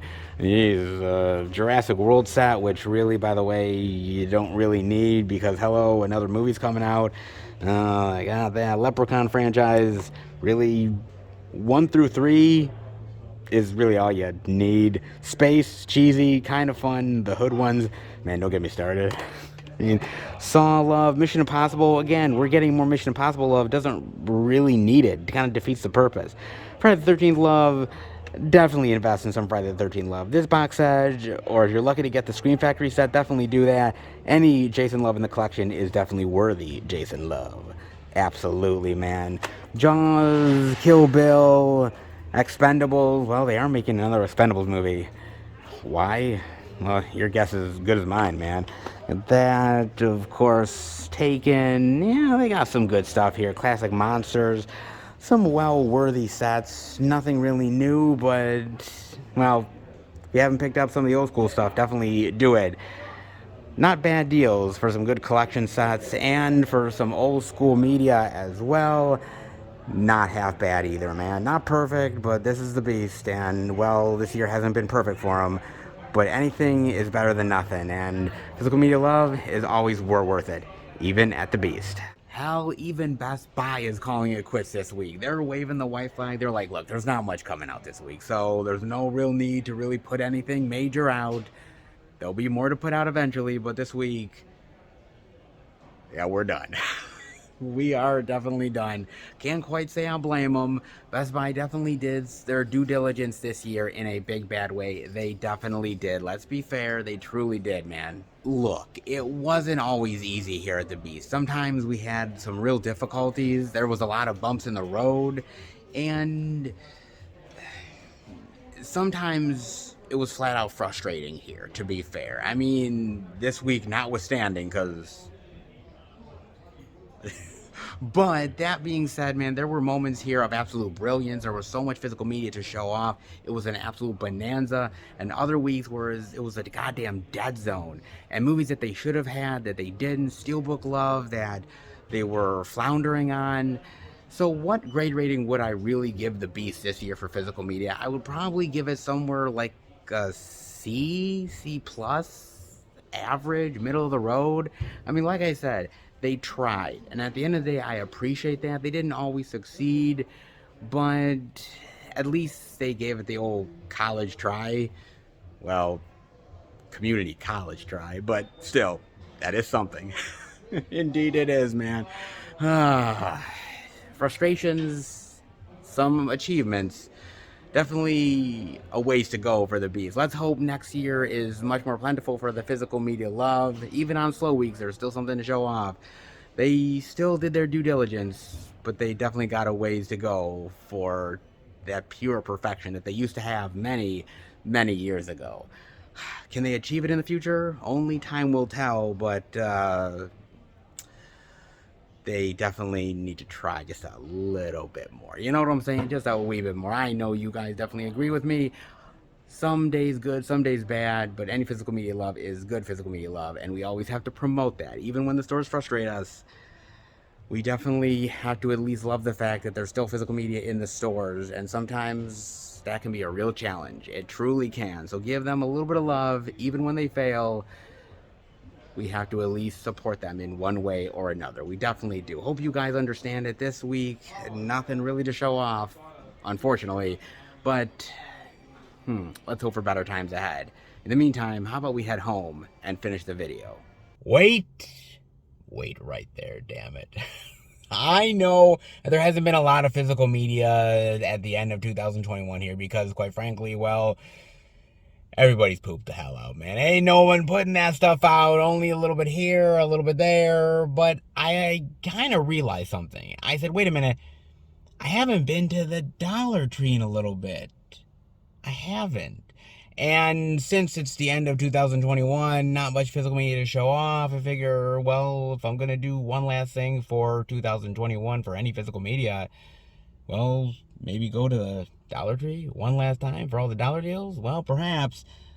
So come on, let's go in one last time for 2021 with the Dollar Tree, baby. Yes, we are going into the Dollar Tree. What to expect? I don't know. Dollar deals have been plentiful in the past. Could they be one last time?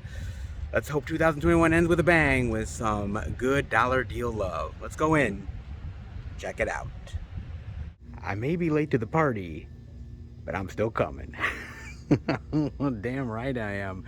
Oh man, might as well try to catch up just a little bit on the Dollar Tree love. Actually, what am I talking about? $1.25 love. Yes, if you forgot, the Dollar Tree went up by 25 cents. Well, still, physical media for $1.25, can you really beat it? Not exactly, guys. How about we dive in and see if anything's worth that $1.25 love, huh? Oh, well, geez, right off the bat, movie 43, worth $1.25? Yeah. I could probably just wipe my ass with toilet paper and it probably would be better than movie 43, man. I mean, I picked it up for $1. I kind of regret it. I mean, it's not the complete worst movie of all time. It's not complete dog shit. But then again,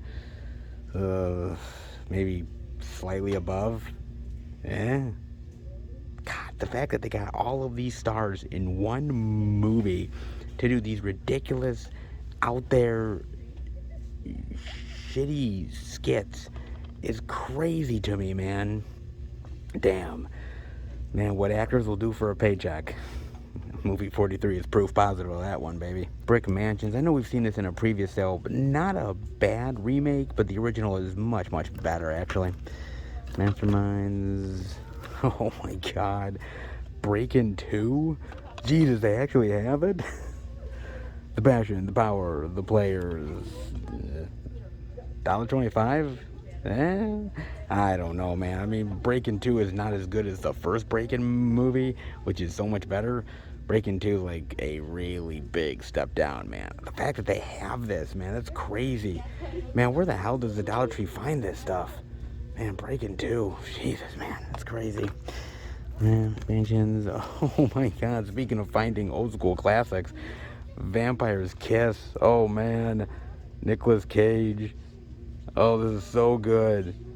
Oh, the fact they got this for $1.25. Well, this is absolutely worth it, man. Nicolas Cage is so good. There's so many different sides in Nicolas Cage. Like, there's like the batshit insane Nicolas Cage. There's the more serious actor Nicolas Cage. And then there's kind of the in-between. I kind of do dig the batshit insane one. So if you're looking for that, dude, Vampire's Kiss is amazing. It's so good, man. He really goes off the wall in this film, but in the best way possible. It's a really fun flick, man. Definitely, absolutely recommend that movie. Vehicle 19 with Paul Walker? He picked the wrong car. They picked the wrong guy. Okay? I don't think I've ever actually heard of Vehicle 19. Must not be one of his more popular movies. Fasten your seatbelt. Recently paroled Michael Woods just wants to get his life in order. Don't we all? But when he discovers a gun, a cell phone, and an unconscious woman in the trunk of his rental car, you know, some people would consider that a good time. Oh, some people. He fears he's in it for the ride of his life. Plus some serious decisions to make. No shit. Risk it all. Do the right thing. Okay. God, do I miss Paul Walker, man. I really do. Dude, Paul Walker died way too young, man. He had so much more to do. He was a very decent action star. He wasn't the best, but by far he wasn't the worst. And he definitely made the Fast and Furious movies what they are. You kind of look at them post Paul Walker and you realize how much Paul Walker really brought to the actual series. The kind of heart and great camaraderie that he brought to that type of movie series, and he did it really with all of his roles. Yeah, he didn't pick some of the best projects sometimes, but I still think he hit it out of the park more than he didn't. He was a solid, and man, we just lost him way too early, dude. We really did. Oh, Transamerica for $1.25. That's not bad, honestly. A really, really great movie, man. Felicity Huffman is amazing here. She really is fantastic. It's actually more topical now than it was even when it was made, man. It's still a movie that is really great, well acted, well directed, just a really phenomenal movie overall, man. If you've never watched it, well, we're living in very different times that this movie is even more topical and deserves to be seen, actually. Really great, fantastic movie. Holy shit. They even have the houses October built too. Oh, that's cool, man. For $1.25, that's actually a pretty solid deal, man. I mean, I've never seen this one. I saw the first Houses October build, and that was not bad. It was pretty decent, honestly. I heard the second one's not as good as the first one, but for $1.25, though, that's a deal probably worth diving into. Just saying, man. That's not bad. Oh, just this goddamn movie. No wonder that's still here. Sushi Girl. Ooh, very nice. This is a pretty good movie, man. It's not the greatest. I like the cast here, and I thought it was pretty fun. Very entertaining, man. I found the Blu-ray for $1. That was great, man. But $1.25 is not a bad deal. Alien Domicile, that was a piece of shit. Conversations with Other Women. Helen Bonham Carter, Aaron Eckhart. No, I don't think I've heard of this one either. This would be one of the older school movies. Ooh, what's this about? Story of a couple whose mysterious attraction for each other when they had a wedding reception emotionally admit. Huh. So it's basically about their relationship and the despair of their relationship and sort of the desperateness and but yet the love and attractiveness that they have for each other, so it's kind of very complicated. Apparently so. Huh. Never heard of this one, man. This looks kind of cool. I do dig Helen Bonham Carter. Aaron Eckhart is pretty good too. That's not bad. $1.25. That could be cool. Interesting. They got that. They have, ooh, Another Woman. Boy, this is another old school movie, isn't it? Wow. Yeah, this is an old school one. Holy shit, man. Woody Allen, really? He directed this? I don't think I've ever heard of this one. I'm not the hugest fan of Woody Allen, but mind you, I mean, I'm no slouch either. I mean, I know some of the stuff he's done, but I've never heard of this one. She's accomplished and happily married and considers her life fulfilling until a chance encounter with a troubled stranger offers a brief but piercing glimpse into her inner emptiness. Whoa. Drifting in a loveless marriage and denying her feelings for another man. Whoa, really? Well, this is interesting. Almost kind of mirrors Woody Allen's life in a loveless marriage and ends up getting with somebody else, like his daughter. Oh shit. Oh. Sometimes fact is even stranger than fiction, folks. Holy shit, man. No, I've never heard of this one, but Mia Farrow, Gene Hackman, that's a hell of a cast, man. It's pretty amazing. Huh. Definitely an old school movie worth diving into, especially if you're a Woody Allen fan, man. I mean, I know a decent amount of Woody Allen flicks, but apparently I don't know them all. And this one definitely looks intriguing. Tower of Silence? Probably one of those low-budget Lord of the Rings ripoffs. I mean, even the cover pretty much says it, folks. I mean, seriously, man. That, John dies at the end, which is really great as well, man.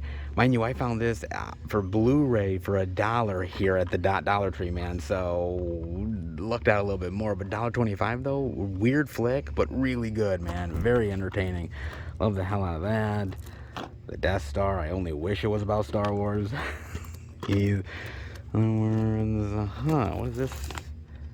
The Congress. Robin Wright.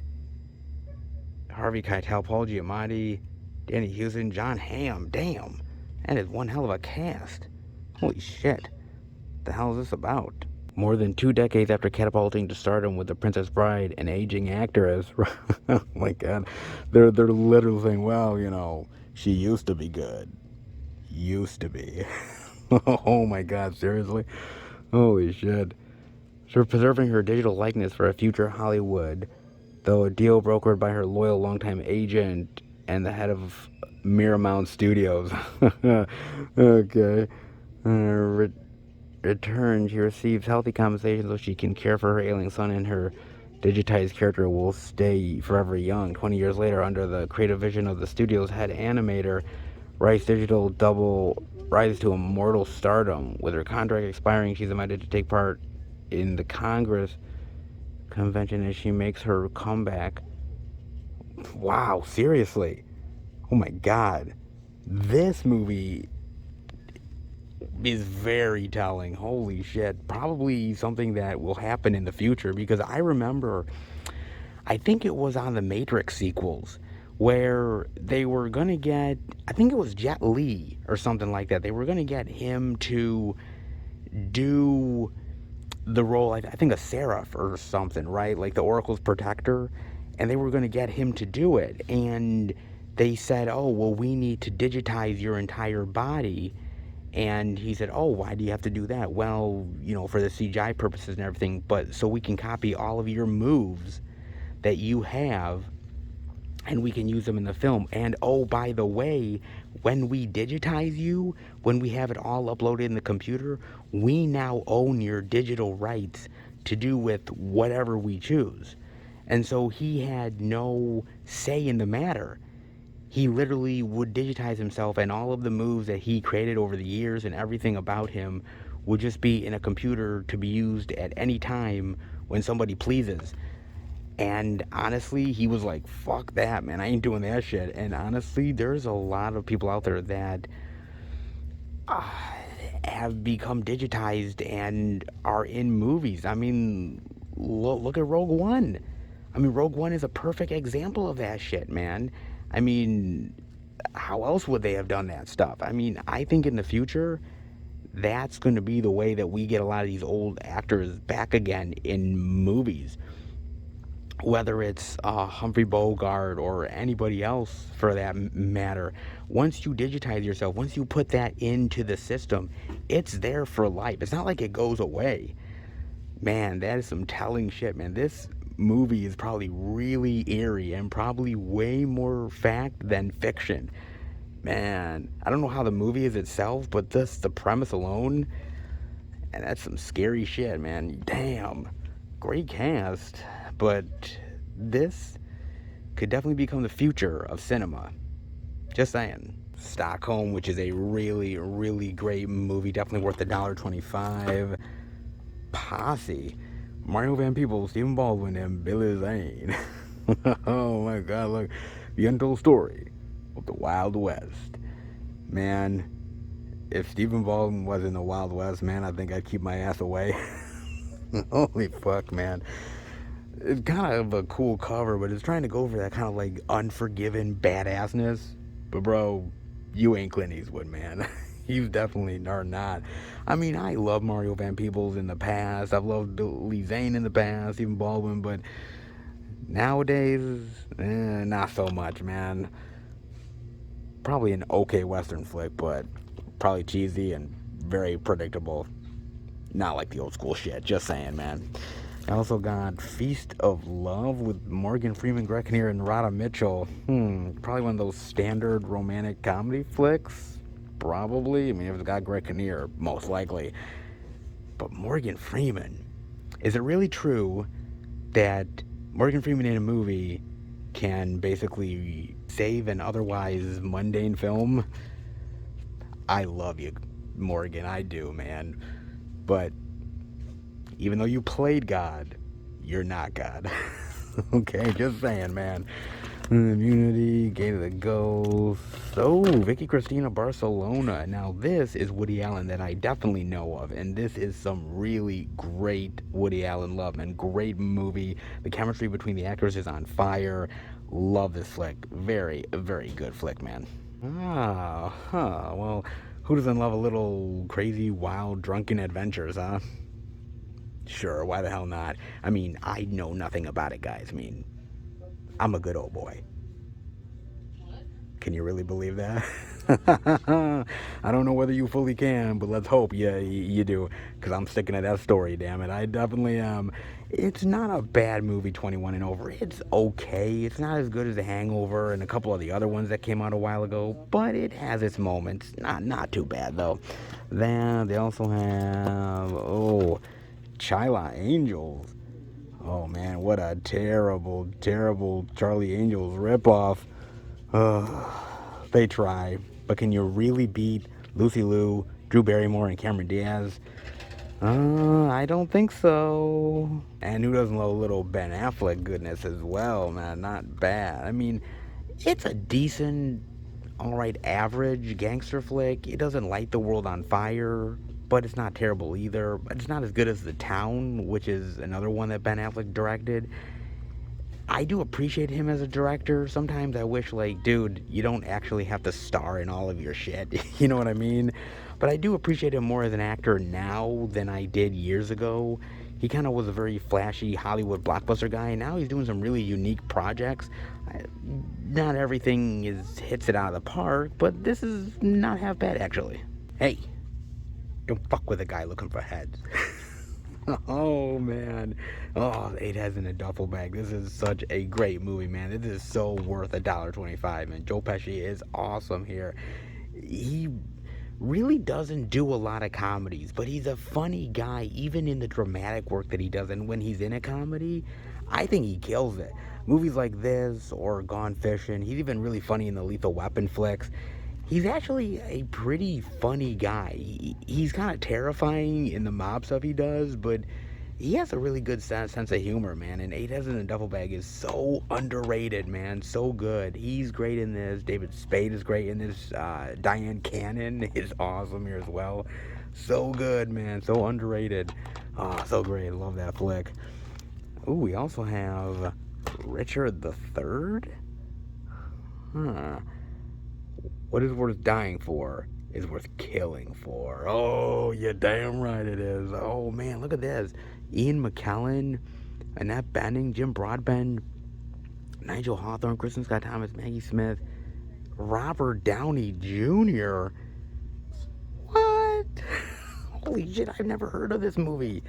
I did not even know this movie existed, man. Downey was in a Richard III flick? Okay, man. Beats the shit out of me. 1995. Damn. No, I had no idea this movie ever existed, man. Shakespeare's immortal tale of ambition, lust, and murderous treachery is brilliantly updated. 1930s Britain, civil war between two royal families. His ruthless young brother Richard sets in motion a monstrous scheme to claim the throne himself. Oh, interesting. Dude, I love Ian McKellen, man. Ian McKellen makes a great bad guy. I mean, he was awesome as Magneto. I mean, he's great as being a good guy, too. I mean, Gandalf, anybody, he's great. But he's such a great, accomplished actor, man. I think he would pull this out of the park, dude. And Robert Downey Jr., what a hell of a cast, man. Dude, this is a blast from the past of a movie, but I never knew that all these actors worked together. I never knew that at all. Damn. That's pretty cool, dude.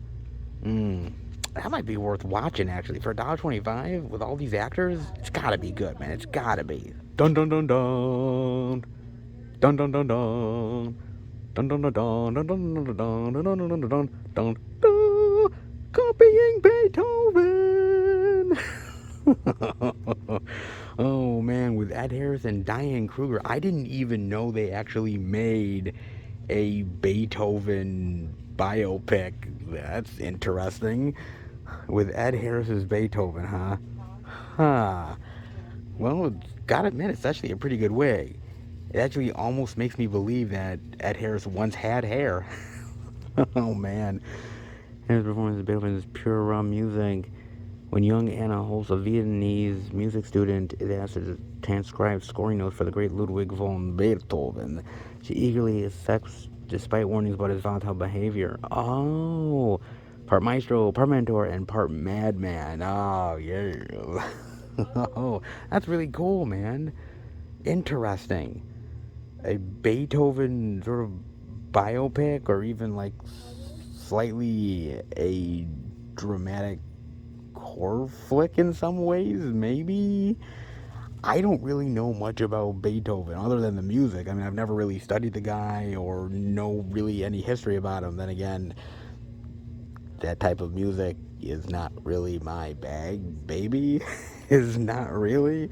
So I'd be kind of interested in this. I mean, Ed Harris is a phenomenal actor, so is Diane Kruger. It kind of reminds me almost of something like Amadeus, maybe. I mean, Amadeus is an amazing movie. I don't know if copying Beethoven even gets close. 2004, huh? Interesting. I mean, who wouldn't want to dive into more Beethoven?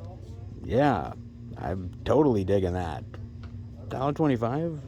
I mean, wouldn't be bad for at least one copy, right? Maybe. A little bit of a sexy thriller for your Dollar Tree love. Oh man, Wicker Park. Oh my god, I haven't experienced this movie in forever. Wow, man, this movie's a blast from the past. Rose Byrne, Josh Hartnett, Matthew Lillard, Diane Kruger. Yeah, it's one of those sort of sexy thrillers where this guy really likes his chick and they're really involved, but then this other woman gets in between them and it's sort of like messes up his life and he's trying to get away from her, and it's sort of sex, lies, and thrills, and it's really good actually. but I haven't watched this thing forever, man. Damn. The old school days of Josh Hartnett, man. Whatever happened to Josh Hartnett? I know he's still around doing things here and there, but man, back in the day, Josh Hartnett was the man, dude. He really was. He was doing some great projects. 40 Days, 40 Nights, Pearl Harbor. He was good, man. I mean, he wasn't great in everything. I mean, Hollywood Homicide, anybody? Yeah, that movie's a piece of shit. But Wicker Park is really good, man. For $1.25, that's not bad, honestly. Another nice find, The Purple Rose of Cairo. Mia Farrow, Jeff Daniels, Danny Aiello, another Woody Allen classic. Oh, wow, man. Man, they're definitely having a lot of Woody Allen love this time around, aren't they? Holy shit. They definitely are, man. Great flick, man. Really, really great film. Man, I definitely do dig that movie. Like I said, not all Woody Allen movies are perfect, but some are better than others. And Purple Rose of Cairo, that is pretty damn sweet. I like that one. Oh, they also have Charlie Bartlett. Oh, so good, man. Anton Yelchin, Hope Davis, Robert Downey Jr., man. Oh, Lord, I love this one. Charlie Bartlett is really good, man. And Anton Yelchin, man. Dude, Anton Yelchin, he died way too fast, man. He really did. It's such tragedy what happened to him, man. He had such a great career ahead of him, and he did so many wonderful movies, including this one. Man, he will absolutely be missed. But this is a really great flick, man. For $1.25, that's pretty damn cool. That one's not bad. They also have... Oh, look at this. What the hell is this? Beast Mode? With C. Thomas Howell, Leslie Easterbrook, Ray Wise, James Duvall. Fame is a monster. No shit. Seriously. Okay. After accidentally killing his lead star, a has-been Hollywood producer turns to an ancient herbal elixir in the hope that it will save his career. He makes a dark deal that unleashes a band of bloodthirsty, shape-shifting, ferocious beasts. Oh, what the fuck is this? What the hell? Oh, this is weird, man. This is the type of shit that I'm used to from the Dollar Tree, man. Not that Woody Allen shit. I'm used to this. Oh my god. This is C. Thomas Howell, jeez. I wonder, is he the one that's conjuring the beast, trying to resurrect his career? Well, maybe you shouldn't have done Soul Man. Just saying. Talk about bad decisions, man. That did not age well. Oh, man. Oh, weird looking beast with crappy makeup effects. Oh, man. This might be worth $1.25. Might be. Could just be fun. Or it could just be a turd. Well, judge for yourself, folks, but I like my quirky type of weird flicks. $1.25 might just be worth it for this. Might be. Oh, man. Speaking of old school forgotten movies, here at the Dollar Tree, State of Grace, there's Mom in New York, Sean Penn, Ed Harris, Gary Oldman. Damn, look at how young they were. And how long ago was this movie? 1990. Whoa. Oh, that's awesome, man. God, I have heard of this movie, but I don't know whether I saw it or I've seen clips of it. Man. I mean, I know of some old school Sean Penn movies, but I don't know whether this was one I've actually seen or not. City's Hell's Kitchen is a pressure cooker of pent-up anger, and it's about to explode. I love it. Went to his old school neighborhood with a score to settle. Oh, an undercover cop taking out the average mob. Okay. Oh, I can dig that. That's cool, man. You know what it kind of reminds me of a little bit? Almost kind of reminds me of like Donnie Brasco or something, right? That same mentality of an undercover cop going in and infiltrating. Yeah, something like that, man. Oh, cool. Oh, I love these type of movies, man. Like the tension and the thriller of it all. Of like whether he's going to get caught or he's not. Or are they going to take down the mob? Or, you know, are they going to have a revenge for the infiltrator? Like all that cool stuff, man. I've always loved those type of movies. this might be an interesting pickup worth getting. I mean, those actors, that old school movie, and dude, come on. That's a class act of actors. Gary Oldman is always aces. Sean Penn is pretty damn good. Everything he does. For $1.25, that's a goddamn steal. That's really cool, man. And speaking of more old school movie love at the Dollar Tree, American Buffalo. Dustin Hoffman, Dennis Franz, Conan, Stealing, and Lion. All in a day's work. Oh, cool. Oh, man. This one I have seen, but it's been ages since I've seen that. I know it's based on a stage play. Basically, Dennis Franz is trying to get this coin back, and he needs to steal it back in order to actually, like, get the money that he's actually owed and deserved, because this thing is way more than he got for it. And so basically he's trying to hustle his way and basically steal in order to get the actual item back. But then he brings in Dustin Hoffman's character, who is very unreliable, dangerous, and basically complicates the whole thing. It's really good, man.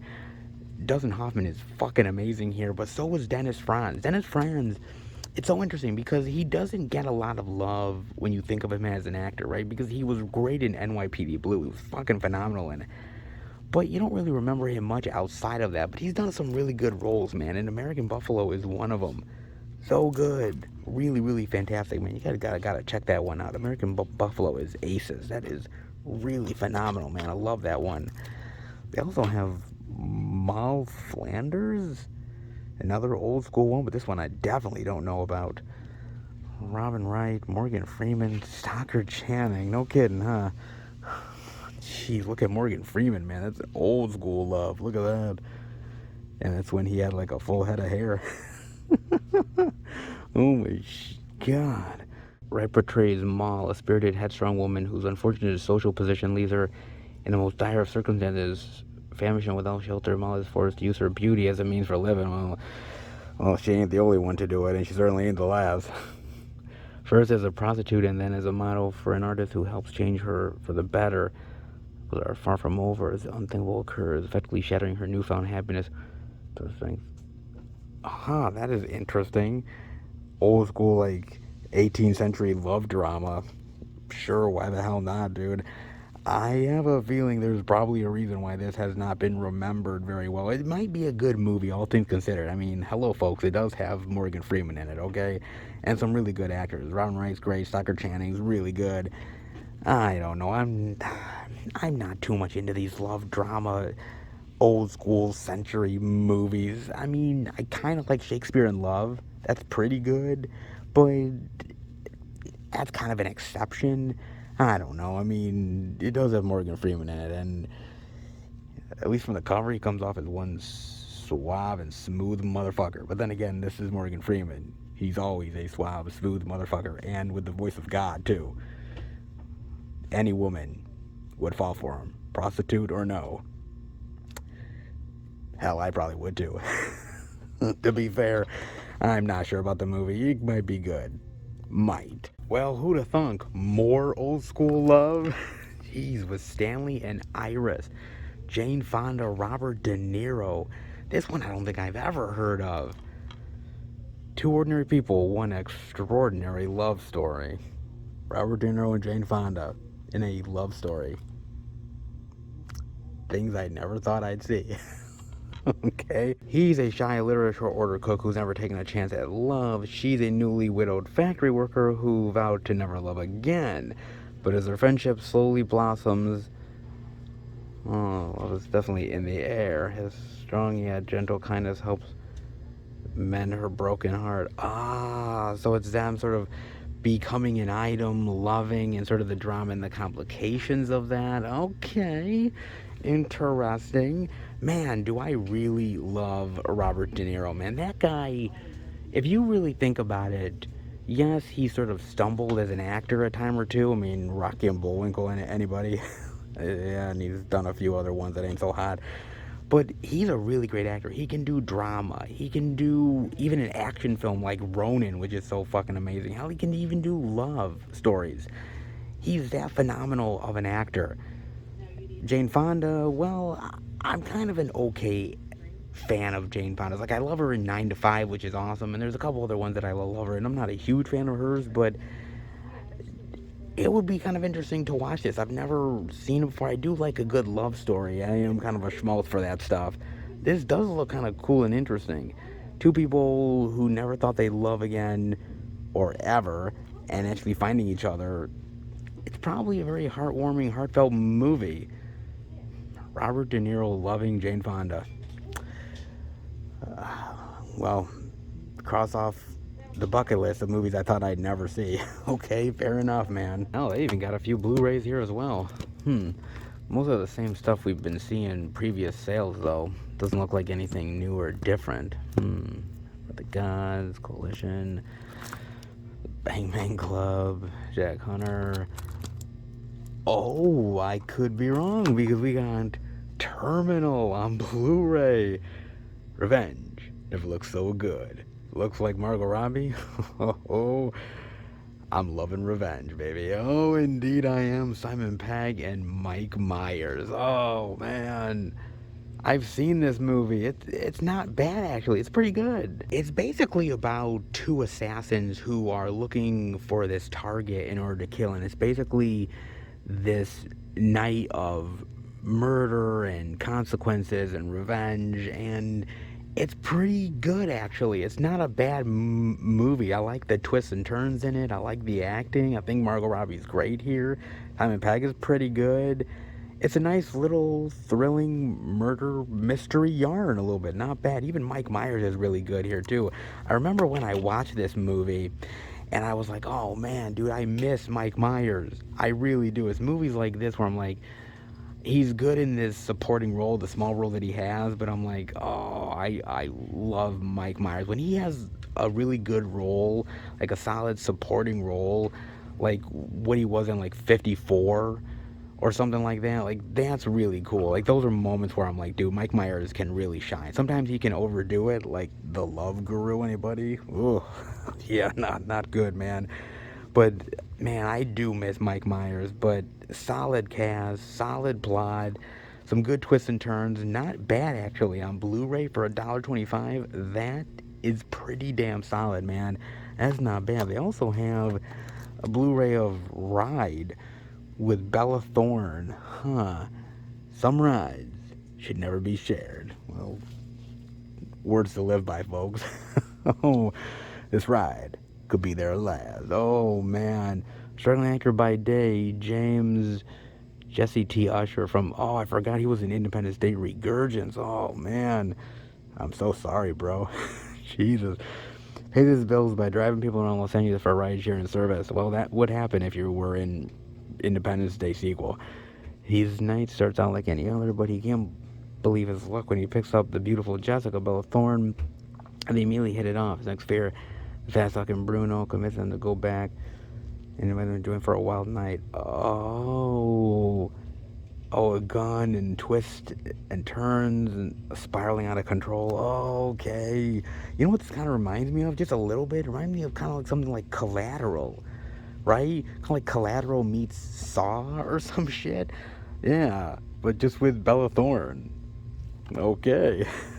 Nice. It kind of looks cool, actually. Very intriguing.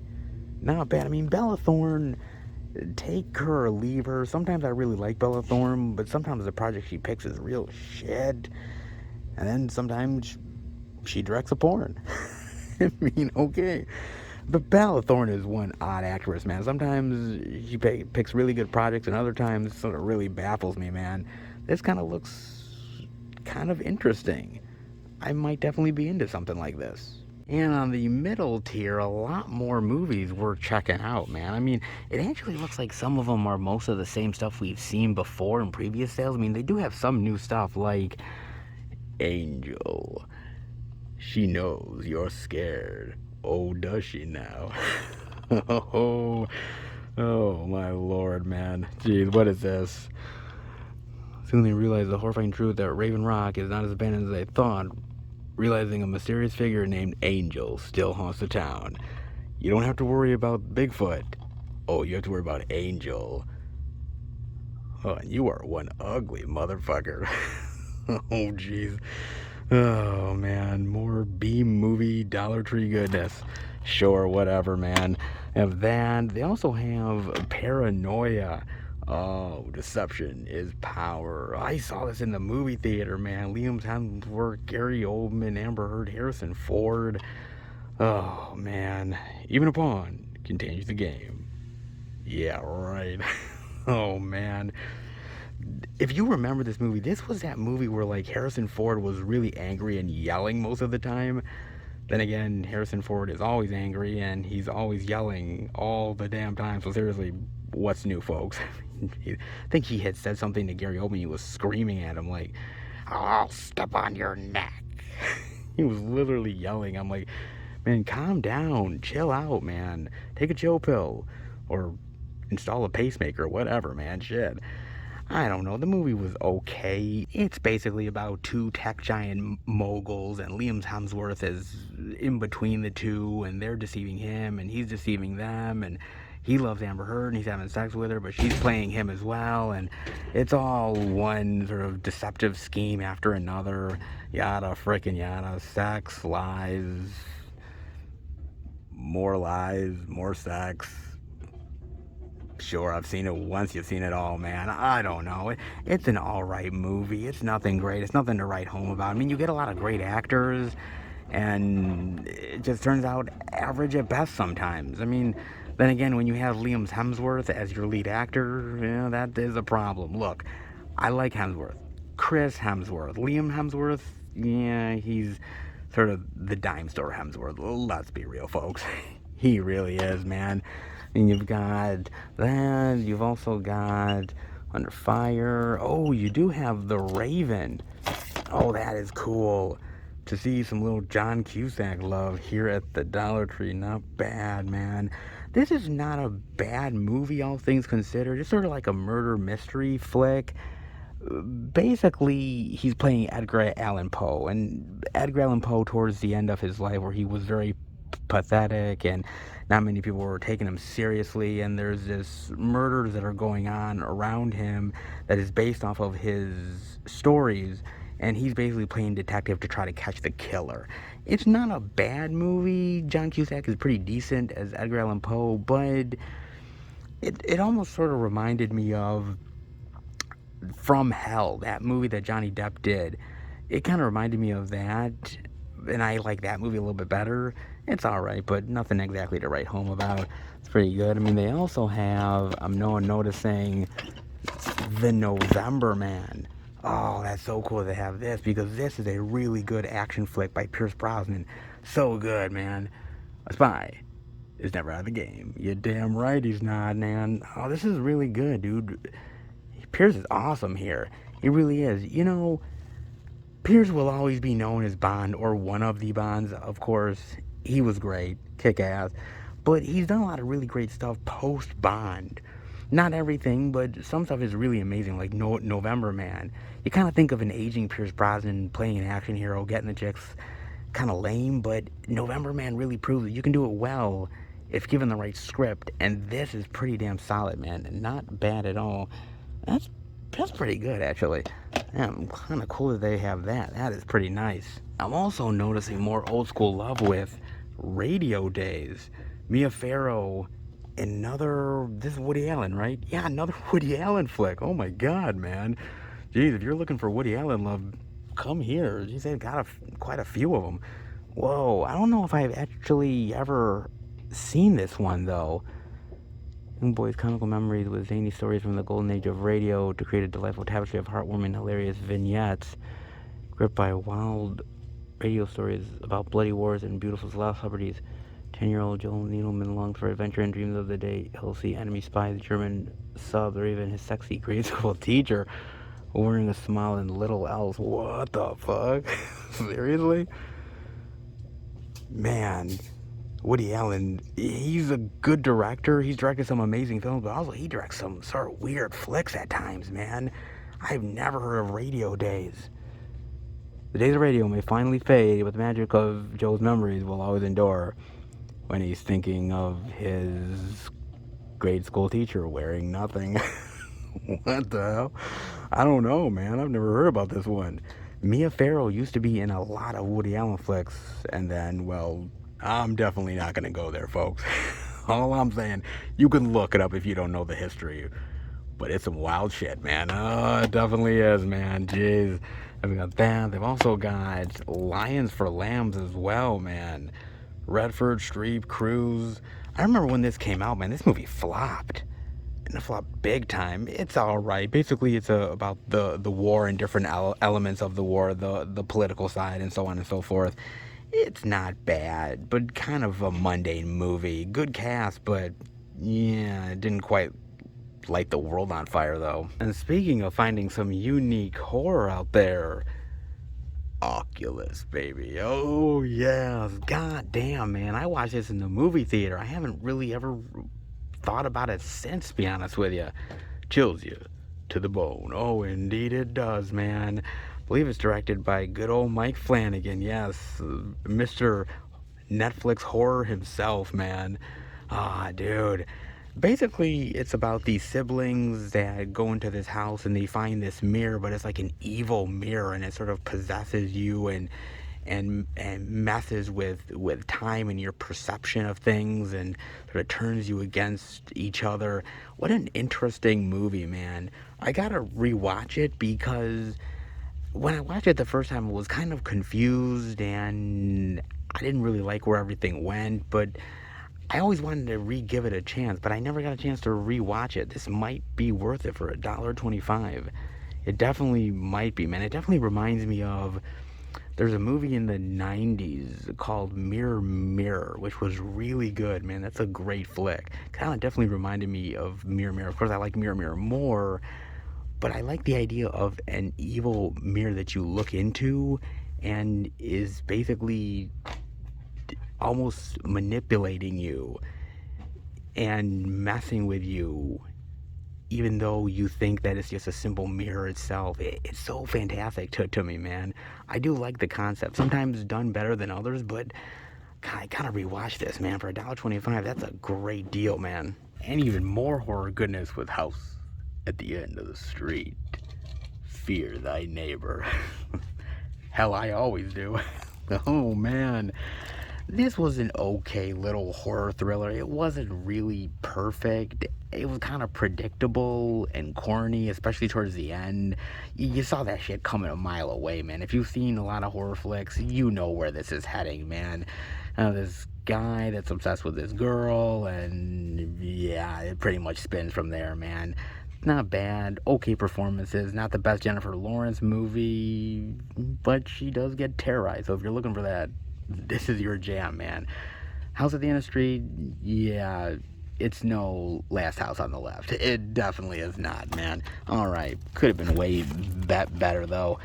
And they also have, oh, I think I'm seeing one other thing. I think I do, and that is none other than Wolves, baby. Oh, yes. Lucas Still, Stephen McCaddy, Jason Momoa. Unleash the beast, baby. Oh, oh, man. You know, I do love a good little werewolf flick. Sometimes there's some really great werewolf films out there that you really do dig. This one, it's okay. I mean, the werewolf makeup and the overall look, it's not really spectacular. It kind of comes off as a little goofy and ridiculous.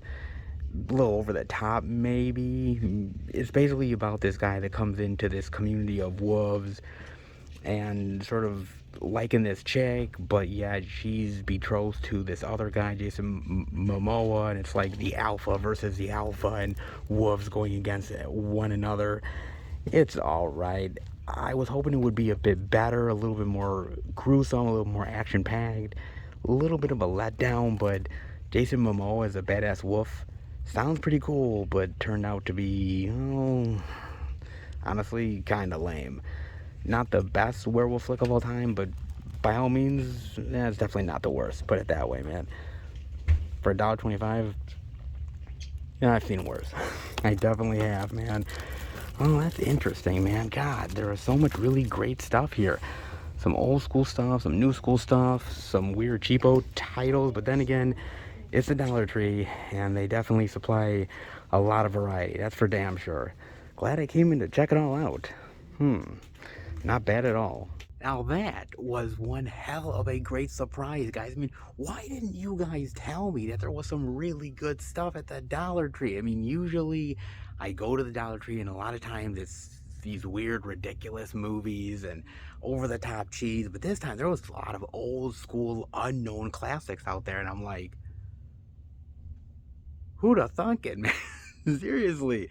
Man, the Dollar Tree is definitely doing a lot of interesting variety and a lot of unique selection this time around. They truly are. And so, color me surprised, man. I thought, well, I'll go in here, I'll check out some of the Dollar Tree deals and some of the movies. I'm thinking, okay, it's probably going to be the same old crap. But boy, oh boy, man, sometimes you go into the Dollar Tree and you can actually find some quite unique and interesting movies out there, old school classics, new and interesting horror flicks, and everything in between. Wow, not bad at all, man. Decided to end 2021 on a little bit of Dollar Tree love, and I'm damn glad I did, man. Physical media isn't always as plentiful as you would like, not always as worthy every single week compared to others, but sometimes you go into a store and you could definitely be surprised. And sometimes the Dollar Tree can supply all of the love you ever need. Sometimes it can, man. 2021 has been quite the ride for a Dollar Tree. And this time around was a fitting end to the year, dare I say. I hope you do as well. Not bad. How about we head home and finish 2021? All right, everybody, that'll do it for the Blu-ray and DVD Out and About video, the last of 2021. Oh my God, are you seriously telling me that I've survived 2021? Man, I'm one lucky son of a bitch. Holy shit. And so are you if you are watching this, because oh man, 2021 has been one hell of a wild ride. It really honestly has, man. And it's been a wild ride in so many different and crazy and weird and bizarre ways, man. It really has. And the physical media has been such a roller coaster this year. Up, down, sideways, every which way. It really has been, man. And there's been some amazing releases. There's been some moments where we thought that physical media was part of a dying breed. And then we've seen the rises, and it's been so much stuff that has gone on in 2021. If you really think about it, like, this year almost felt like 5 years rolled into one. It was so insane. But, man, I wouldn't trade it for the world, man. I wouldn't do it. And even though this week was lesser than, even though there wasn't as much to really show off, I still wanted to do as much as I possibly could for you guys, because it was the last one of the year, and at the same time, you know, I want to try to show as much off as I can. So I was like, hey man, we're just gonna go all out as much as we possibly can do. We're gonna do it. And it wasn't crazy, wild, plentiful physical media love as maybe I thought it would be at times, but at the end of the day, I had a fun time showing off some really great media. And at the end of the day, I think 2021 has been a great year for physical media. Even at the end here, there is still some amazing stuff we're checking out. So hopefully at the end of the year, you have picked up something really great. Hopefully you have ended the year with really wonderful physical media goodness. If you have, well, definitely let me know what you got, man, because I want to know. As far as I'm concerned, well, let's start with a little Dollar Tree love, shall we? Because, of course, I'm at the Dollar Tree. I kind of have to pick stuff up. Come on, seriously, did you think I wasn't going to pick anything up? Of course I was. The first thing I got was the DVD of American Buffalo. Oh, yes, man. I wanted to pick this up, certainly because I haven't seen it in such a long-ass time, because I love Dustin Hoffman. Dennis Franz is really great, and I figured for $1.25 for something I want to revisit, why not, man? It might not go in the collection, it might go to a friend, but at the end of the day, it's still something I definitely wanted to get. And again, for $1.25, can you really beat it? Not really. Got that. I also ended up getting the DVD of State of Grace, man. I wanted to because I seriously don't remember seeing this movie. I really don't. You have three amazing actors in here. I love the whole thing with the Irish mob and, being undercover. I thought it was a really cool sort of plot there, and I thought the actors are amazing here. So, you know what? Sometimes things pass you by, even from the 90s, and this one is one I regret not watching, but I'm definitely going to rectify that. For $1.25, why not? Figured I'll give it a go, man. I also ended up picking up, of course I had to get it, man, just to rewatch the damn thing, because I love this movie and the insanity of it so much that, really, for $1.25, it can't be beat. And that's none other than Vampires Kiss. Oh my god, Vampires Kiss? Are you kidding me, man? Oh lord. I had to get this, man. I really do. This movie is so good, and it's just such great, crazy, weird Nicolas Cage, man. It really is. I mean, nowadays we talk about obviously the Mandys of the world and Face Off and some really crazy performances that he's done, Color Out of Space. But go to one of the original batshit crazy insane Nicolas Cage performances and you'll see where it all began. Oh, Vampire's Kiss, man. Oh, he's always been weird and quirky, but there are certain roles that fit him better than others, and Vampire's Kiss was a perfect, crazy Nicolas Cage, man. So damn good. Love it so much, man. Vampire's Kiss, pretty damn solid. So I got that. I also ended up getting the DVD of a movie that I definitely need to revisit. I was lukewarm on it the first time, but this time is one that I really want to dive into, and that is Oculus, baby. Oh, yeah. Oh, what lies within the mirror? Perhaps your own death. Oh, perhaps it does, man. Look, I like the concept. I like the idea behind it. And again, the first time I watched it, I wasn't really feeling it. But it's one that I've always wanted to revisit and always wanted to go back to. But I didn't really want to pay an exorbitant amount to just rewatch it. And I thought, I'd pay a little bit more through the streaming, and I didn't want to quite do that. But I'm like $1.25 at the Dollar Tree. That is something I definitely wanted to dive into. So, you know what? I took a gamble on it. I may rewatch it and may love it and want to put it in the collection. I may rewatch it and realize that the first time I thought about it and the first time I saw it and not liked it, that was the correct way. I don't know, but $1.25 is worth the gamble, especially for some Mike Flanagan love. Oh man, Mike Flanagan has gotten a lot of love through Netflix and a lot of other great movies that he's done, but this was one of the first ones he ever did, and might as well revisit it. I think it's worth a revisit. Don't you guys think? I definitely do, man. So I picked up that. I also ended up picking up the Blu-ray of Right, yeah. So, oh man, I'm gonna give Bella Thorne another chance.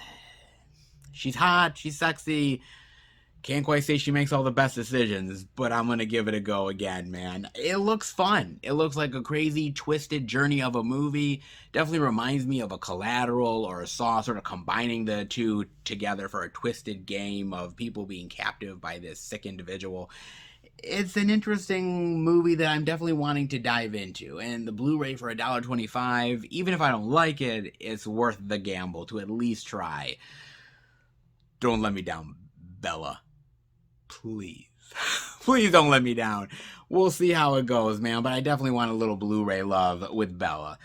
Damn glad that I got that. I also ended up getting the last thing I got at the Dollar Tree, and this one, man, to get this for $1.25, I really like this movie, man. I'm so glad it's on Blu-ray and I found it for that price. It's so good. And that's Terminal. So good of a movie, man. It's a really great, entertaining, fun, twist and turn type of movie, man. And it's one that not many people talk about with Margot Robbie. Like, obviously, you'll talk about the Harley Quinn stuff, and you'll talk about Wolf of Wall Street and Focus and a lot of really great stuff that she's done, and deservedly so. But sometimes with a lot of actors out there, they do some of these indie movies that really honestly are just as good as some of the big blockbuster stuff that they've done. But unfortunately, it's not as high profile, it doesn't get as much of a mention, and it sort of falls through the cracks. And Terminal is one of those ones that is really good and deserves to be propped up a little bit more. So honestly, if you find this at the Dollar Tree, give it a watch, man, because it is quite good, man, with great performances and a great setup. I think you'll dig it. I definitely did. I don't know why I never had it or bought it before now, but I'm kind of glad that I held back. The R25 for the Blu-ray is definitely one that was definitely worth buying. That is for damn sure. And of course, I can't forget to show off the subscriber mail goodness this time around. Oh yes, with The Vanishing. Oh, yes, the Twilight Time Blu-ray.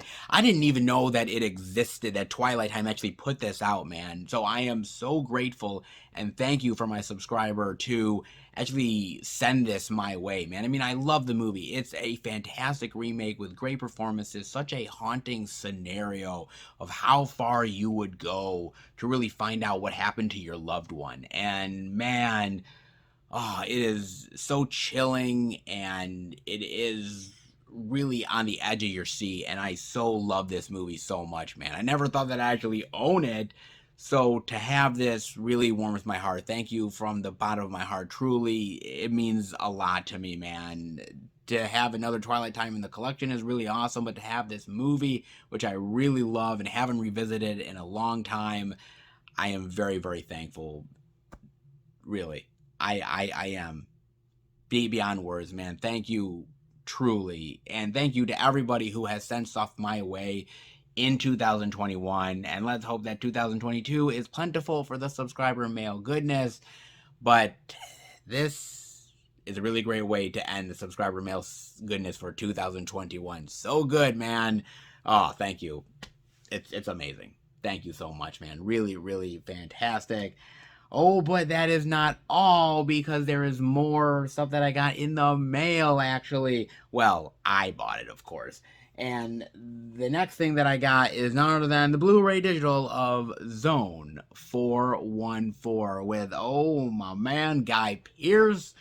So I talked about this movie, like, quite a few out and abouts ago, and I told you that it really reminded me of Blade Runner and a lot of those old school sci-fi flicks. And I really loved the movie so much. And I knew that there was a Blu-ray out there, and I was like, I gotta get this. So I got it on Amazon. It came in great condition. I really just love the movie. I love the sci-fi concepts. I like the idea of the world through the eyes of these androids and robots that look like us but are not us, don't have the same emotions and the same feelings and the same dilemmas that we have, but yet they're still in some ways human in their own unique sense. And I really love that concept and idea, and I think this movie does it perfectly, man. I love the action here, I love the characters. I really think it's inventive and unique and almost reminds me, as I said, of that world of Blade Runner that I really cherish, man. I think Zone 414 is really kick-ass, man, and I definitely wanted it in the collection in a big bad way. I also, through Orbit DVD, I ended up picking up this movie, which I used to have on DVD a long, long time ago. I got rid of the DVD, and ever since then, I've always been kind of wanting it in the collection again.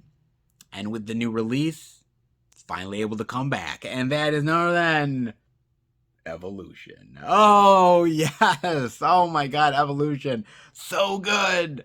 Oh, my God, I love this movie so much, man. Ivan Reitman directing, Julianne Moore, Sean William Scott, Orlando Jones, David motherfucking X-Files Duchovny.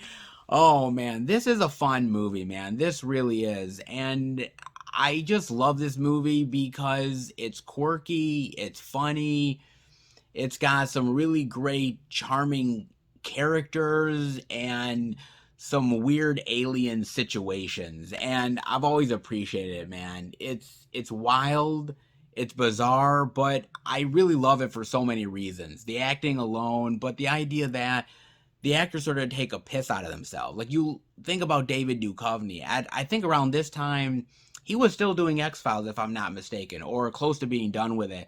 And I like that he plays a character that is outside of the box of what he would normally play. Almost the anti, Mulder, I would say. And I love that he's making fun of himself, making fun of alien situations, and he's sort of, having fun with the whole premise that I really appreciate. And Ivan Reitman, man.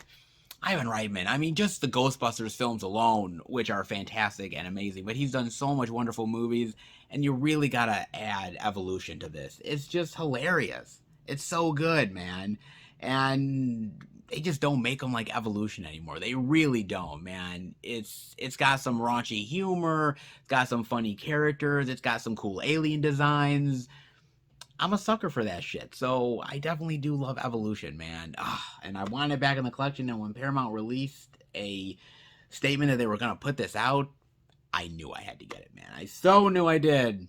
Can you really blame me? Come on, man. So good, dude. But that is not it. Because I have one more thing to show off. Now, this is actually something that I've been wanting for a while. It was an exclusive. The exclusive sold out a long time ago, and I've always been wanting to find it for a decent price, right? So I'm on eBay, and I'm looking, and I'm typing in stuff, and it comes up. And I'm like, okay, cool. They have this. And they're asking $35 for their used Blu-ray copy. And I'm thinking, well, I don't want to pay $35 for it, so I offer them $25. And so I thought, okay, $10 less, maybe they'll take it.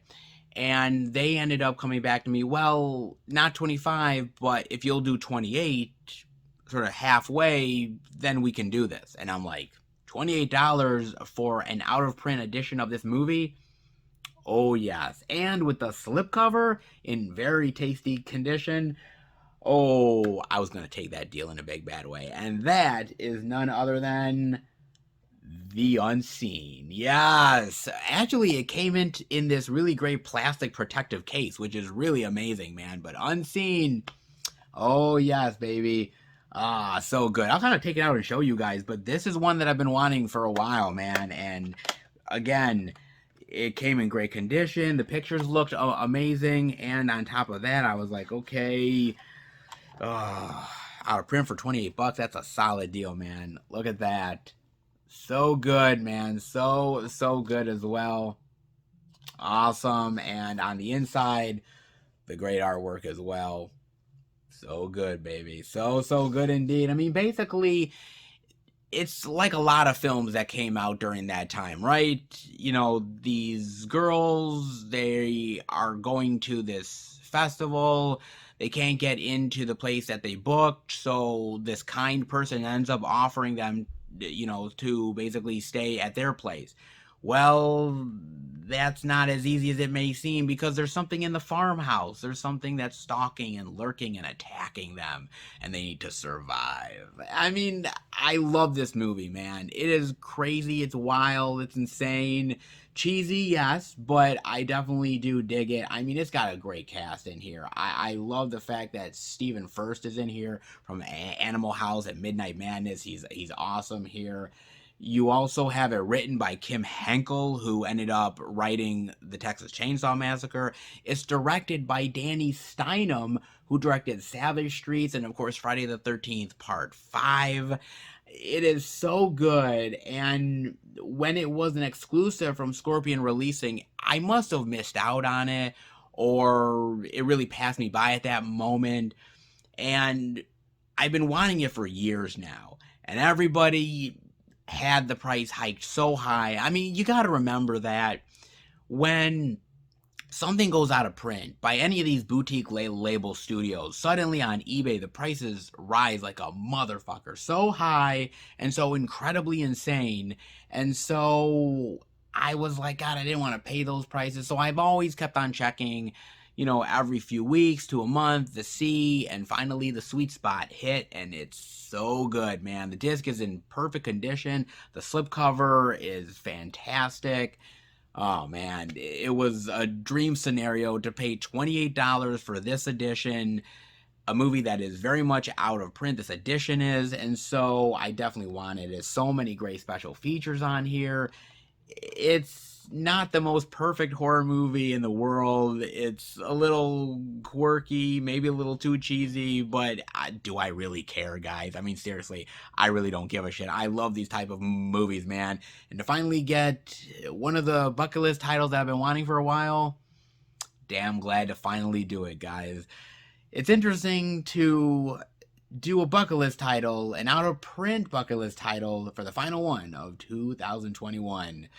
Oh, yes. So much good physical media to be had, and this one was one that I definitely wanted, and finally am able to grab it. That doesn't mean that the journey is over for me finding some out of print goodness. There's still a lot more to find, a lot more to grab, but I can cross one off the bucket list finally, and damn glad to do it, guys. Oh man, so amazing. And so amazing for the final haul of the Out and About of 2021. Oh my god. Let's put it this way. I think I did my due diligence for the end of the year as a physical media fan. What do you guys think? And before I let you guys go, I wanted to talk about me personally and my journey in 2021 and the ups and the downs that I've had, because it has been, at least for me, it's been a very difficult year in many aspects, especially when it comes to YouTube. And I guess in order to understand where it all is and how it's affected me, we have to roll back to 2019, okay? Now, if you remember the channel in 2019, we were going like a freight train, like a bullet train, man. We were releasing so many videos and so many reviews, and it seemed like it was just going so wild and so fast, and so many things were happening, and we were just releasing videos up the ass, man. There was so much content that was coming out, and three things happened at the end of 2019. And the first one was John coming up to me and telling me that he was going to be a father, that his girlfriend was pregnant and they were going to have a kid. And I was incredibly happy for John, proud of him. I supported him, still support him. I'm so happy for him in so many ways. But I knew when he told me that his involvement in the channel was going to change. Even if it was slight, I knew it was going to change, that he wasn't going to be involved as much as he had been. And that's understandable. I get it. So he told me that. Then Bob ended up telling me about a lot of his financial issues and woes that he was having, because if you remember, he was out because he had a major near-death experience. They had to work on his neck, and because of that, he was out of work for a long time and racked up bills and hospital bills, and there were so many issues, and he basically dealt with a lot of financial instability, financial ruin that carried over into 2020, carried through into 2021, and he's slowly starting to try to get himself out of it.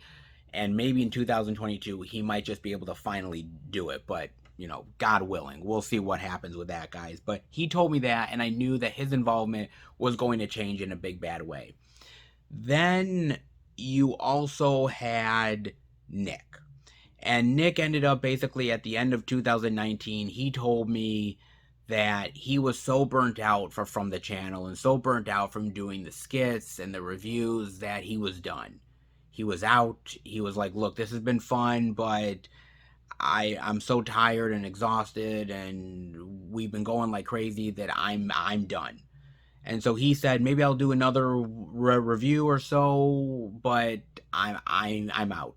And so I was wrestling with these three things that were going on. And I knew that going into 2020, everything was going to change. That the good times that we were having, that so much content we were putting out, that it was all going to come crashing down at a certain point. And I knew that's what was going to happen. And I was just bracing for the inevitable. And then the coronavirus happened. And the pandemic was shutting everything down. Movie studios were, stopping putting out their films, and movie theaters shut down, and everything just was stopped. Life stopped. And so at that point, it actually, for some people, the coronavirus was actually a bad thing. For the channel, it ended up actually being a good thing because a lot of the guys could finally kind of relax and rest up and take time for themselves, and at the same time, maybe come back rejuvenated. And so it helped in that way. But unfortunately, what happened for me was that at the end of 2019, I was still somebody that had a lot of energy, and I wanted to put out all these videos and do all these skits and do all this stuff. And I was looking forward to 2020. I was looking forward to A Quiet Place Part 2 and Bond and Top Gun Maverick. And I was looking forward to all of these movies that were coming out, man. And then to get all that news that things were going to come crashing down. And then in 2020, when we had the pandemic and everything shut down, I was such on a hype. I was such on this big energy level that when that happened, my level just dropped like a stone. I mean, it really did. I had content to edit, I had other reviews to edit and other things to do, but as far as like putting out the output of doing reviews and everything like that, it literally dropped like a stone. The productivity just dropped big time. And so that was fine for 2020 because, again, with the pandemic and everything slowed down anyways, that was fine to slow down. But I lost the motivation. I lost that motivating factor for me. And so when 2021 happened and everything was opening back up, and the theaters were bringing more of these movies out, and literally 2 years worth of movies in a 1 year time span, and it was like every single week 3, 4, 5 movies would come out, and we didn't know what were we gonna supposed to do. Review this one, review that one. I've got to plan skits with the guys. John's got to plan stuff ahead of time. Bob has his financial woes. Nick deals with a lot of certain health issues, and so planning stuff ahead of time was an absolute nightmare. And by the time we planned something, suddenly 5, 10, 15 other movies have come out, and suddenly we're so behind the curve already, and everything is so much of a clusterfuck that we never got time to do anything or finish anything the way we wanted to do it. And also, the problem is my lack of motivation. From 2020, it carried over into 2021. So I lost that lack of motivation that I had at the end of 2019. Everything slowed down, but so did I. I slowed down, and I ended up losing, that really sense of wanting to do stuff. And so I wasn't as forceful in wanting to do things as I wanted to be. And I was very sluggish, and I had lost that really great sense of wanting to do this. And to try to get that back while the world is trying to spin back into existence again was so crazy to me because I could never get a handle on it. And I lost a lot of things that I wanted to do with the guys, and certain skits and things that we wanted to do, and videos that we planned, and scheduling conflicts, and me not having that really great motivation that I used to have. And on top of all that, I was having a lot of personal issues because at work I wasn't happy. I was angry, I was frustrated, I was depressed, and I was carrying that over into my personal life with my girlfriend and my mother and into YouTube because I was so depressed and I wasn't liking life that I didn't want to do YouTube anymore. I didn't want to do it, man. I was just literally kind of lifeless in my own life itself. And I just didn't want to do anything. I'm surprised that I did the out and abouts this year, because there were moments where I would literally wake up on Tuesday and I said, I didn't want to do this anymore. I don't want to do this, man. And literally, I had to will myself to get out of bed to literally watch movies in order to go to these stores and do a video for you guys. I literally had to try to will myself out of my anger and depression in order to do that. That was not easy to do, man. That was literally, I felt like I was being choked out of air. It was so tough for me to do this, guys. It was so incredibly tough, man. And so everybody knew that it was affecting me. The guys knew it was. My girlfriend, my mother, and they saw it. And you have no idea how many times I wanted to quit YouTube. You have no idea how many times I was this close to hitting delete and to deleting the entire channel and just walking away. You have no idea how tough it was for me to keep this going, to keep the will of me wanting to do this, man. It was so tough. It was so incredibly tough, man. And so towards the end of this year, I ended up switching locations at my job, which has helped a great deal. I've ended up getting my relationship with my girlfriend back on track, the relationship with my mother back on track. You know, I've started to plan stuff with the guys for future videos for next year. And we're starting to get back to a good place again. But for like a couple years, it was very tough, man. It was very rough to try to do this because I wasn't myself. I had lost control of my life because of so many other factors. You know, of the possibility of losing my friends and not having them for the channel. The pandemic that literally robbed me of life and literally robbed me of, you know, the ability to be able to have fun and do these videos, and of my personal life that literally things like work that almost ruined my relationship with my loved ones. There were so many things that were factors. And at the same time, I kept on having you guys be like, well, you know, you're late with this video. You know, why is this video not out on the proper time that it's supposed to be? And, well, you didn't show this off, and you don't show that off. And I kept feeling like I was failing you guys. I kept on feeling like I wasn't good enough. And I was watching other YouTube channels and I was watching other people who do the same thing. And I just kept thinking, I'm not them. I'm not as good as them, and I'm failing as a YouTuber. I'm failing as a person, and I'm failing each and every one of you out there. I'm failing me. And I just got depressed and I got sad and I just wanted to end it all. And it's been a really tough journey in 2021. While everybody was getting back to their lives, I was still being stuck in neutral. And I felt like I was just being like put in quicksand, man. I felt like I was being put in quicksand and I couldn't get out of it, man.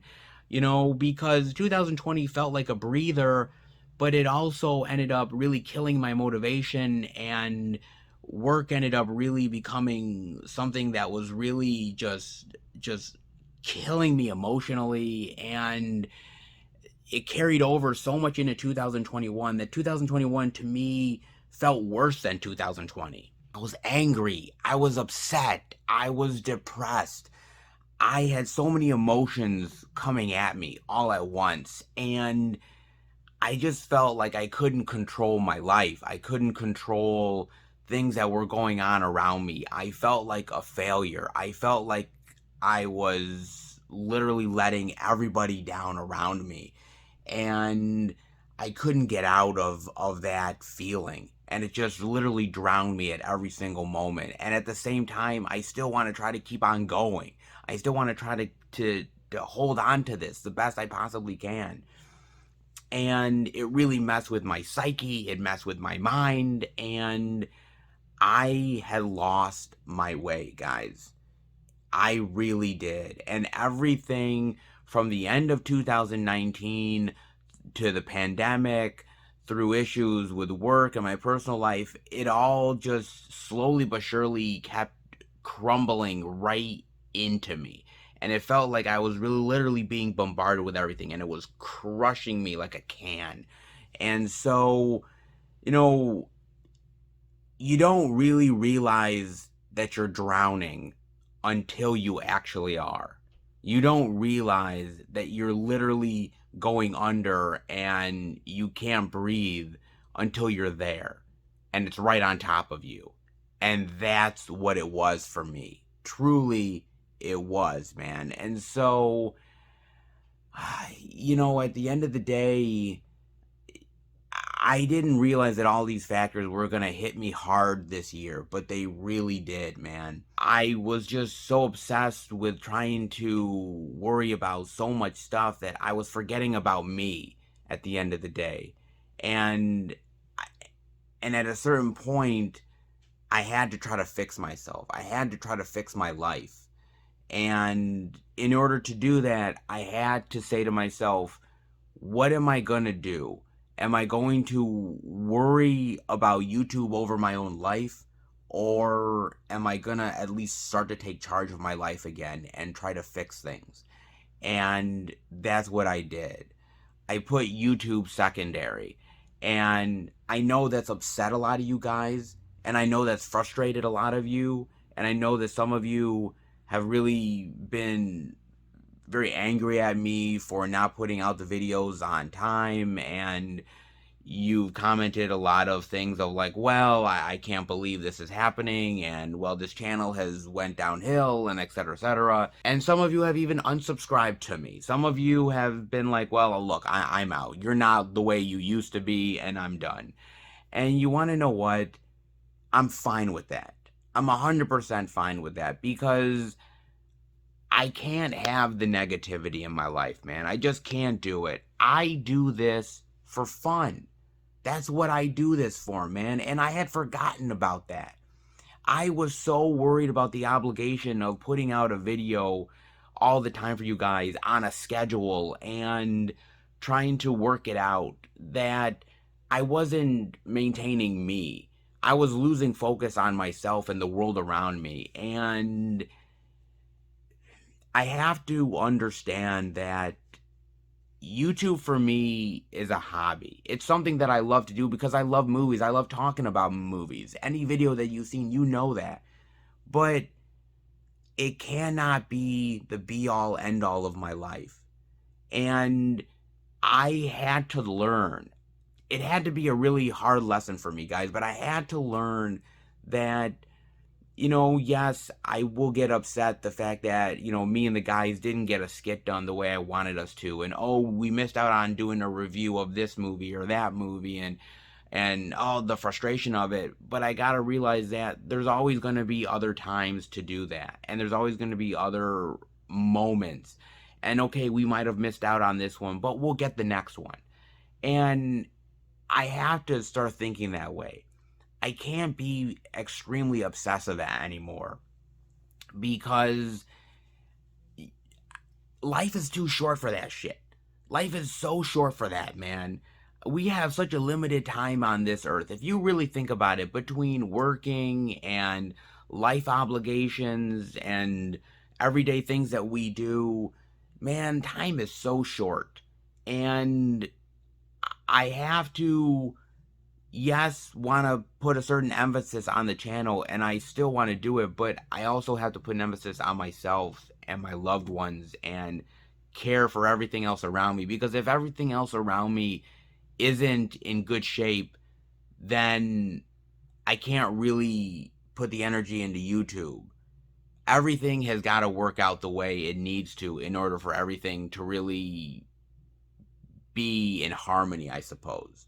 Look, I'm not perfect, guys. I've never been perfect.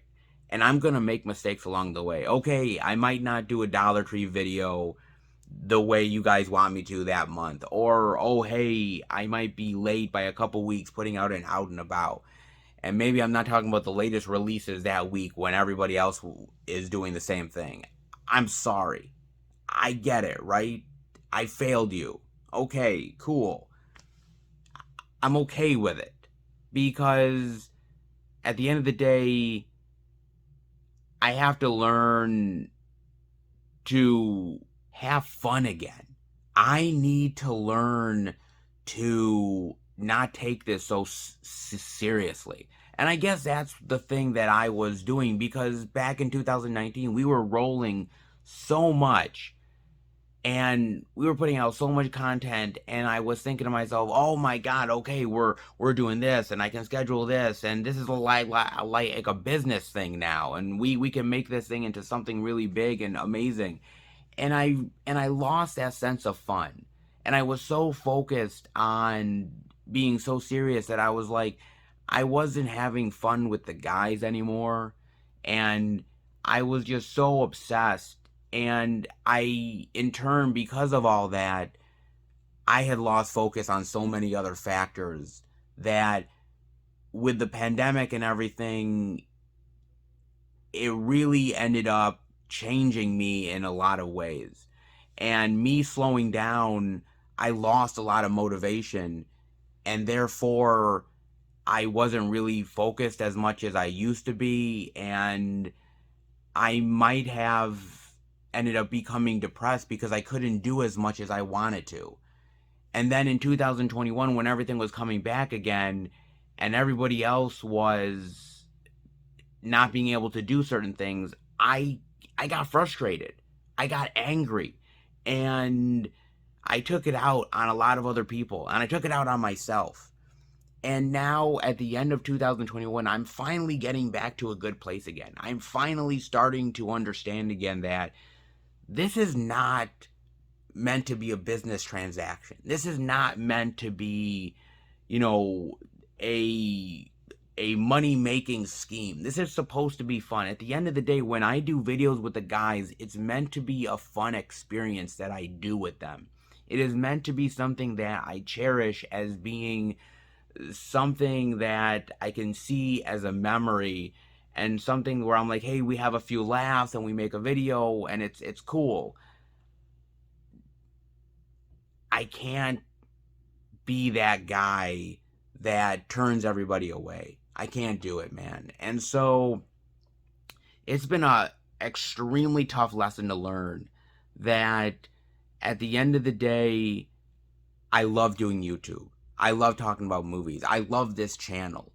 But I also love everybody else around me. And if I cannot be cool with everyone else around me, if I'm turning everybody away, then is it really worth it at the end of the day to do YouTube? And I would say no, it's not. I mean, I'm still going to do YouTube, guys. Trust me, I'm not going away. But I was on the verge of quitting because of so many factors that sometimes was out of my control and sometimes was in my control. But I need to get back to that place where I was in like 2018 or early 2019, where I was just here to have fun and I was just here to enjoy the ride. And I'm not worried about, the YouTube algorithm. I'm not worried about, oh my God, how many subscribers am I going to have? Because I was so obsessed with, oh my God, we're so close to 3,000 and we need 3,000, and then 3,000 will get to 4,000 and 4,000 will get to 5,000. And I was so worried about everything around me and about YouTube and of the obsession of it that I think the pandemic changed the way things were for me.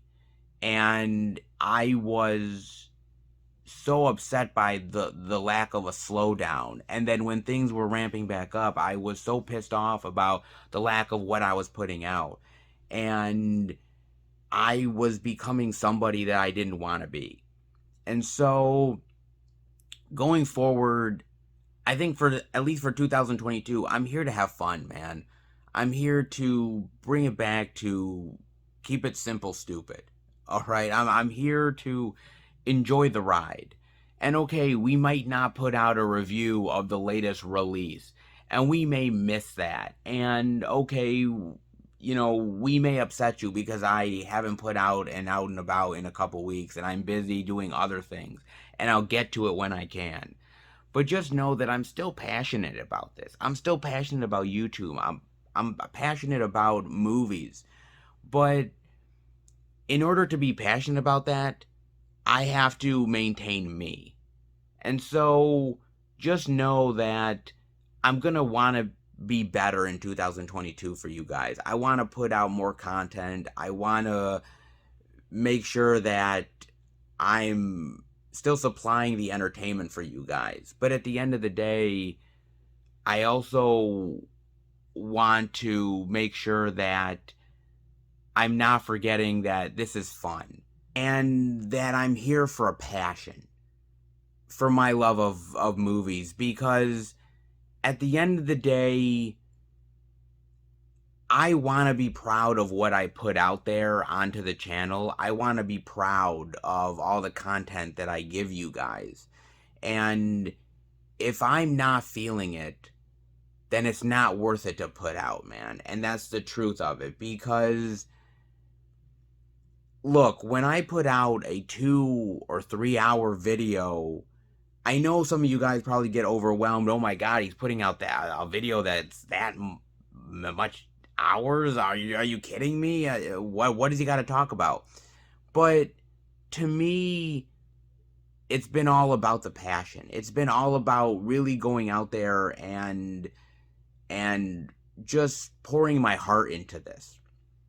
And it's not about a money-making scheme. It's not about, promoting a business or anything about that. It's literally about the love of movies and the camaraderie between my friends. And in some ways, I forgot about that.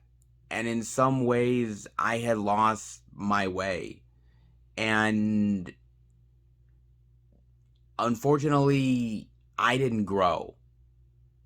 And 2021 really hit me like a hammer and really gave me a lot of difficulties that finally made me wake up and say that I have to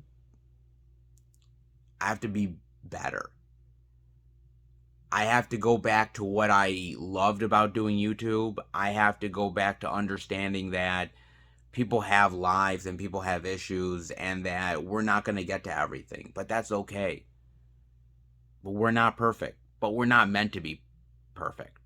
And the channel is going to change, but the only reason that the channel is going to change is because I'm changing. And that's a good thing, because I was so resistant to change. I was so resistant. I thought, man, change is a bad thing. I don't like changing. But it was only because of change that I even started the YouTube channel. That I literally went from the most shy person, barely talking to anybody, to the fact that I'm making 2 to 3 hour videos in video stores, man. Are you kidding me? That's crazy. That's nuts, man. And so it was only because of that that I actually got up the nerve to do this in the first place. And I did it out of the passion and out of the love.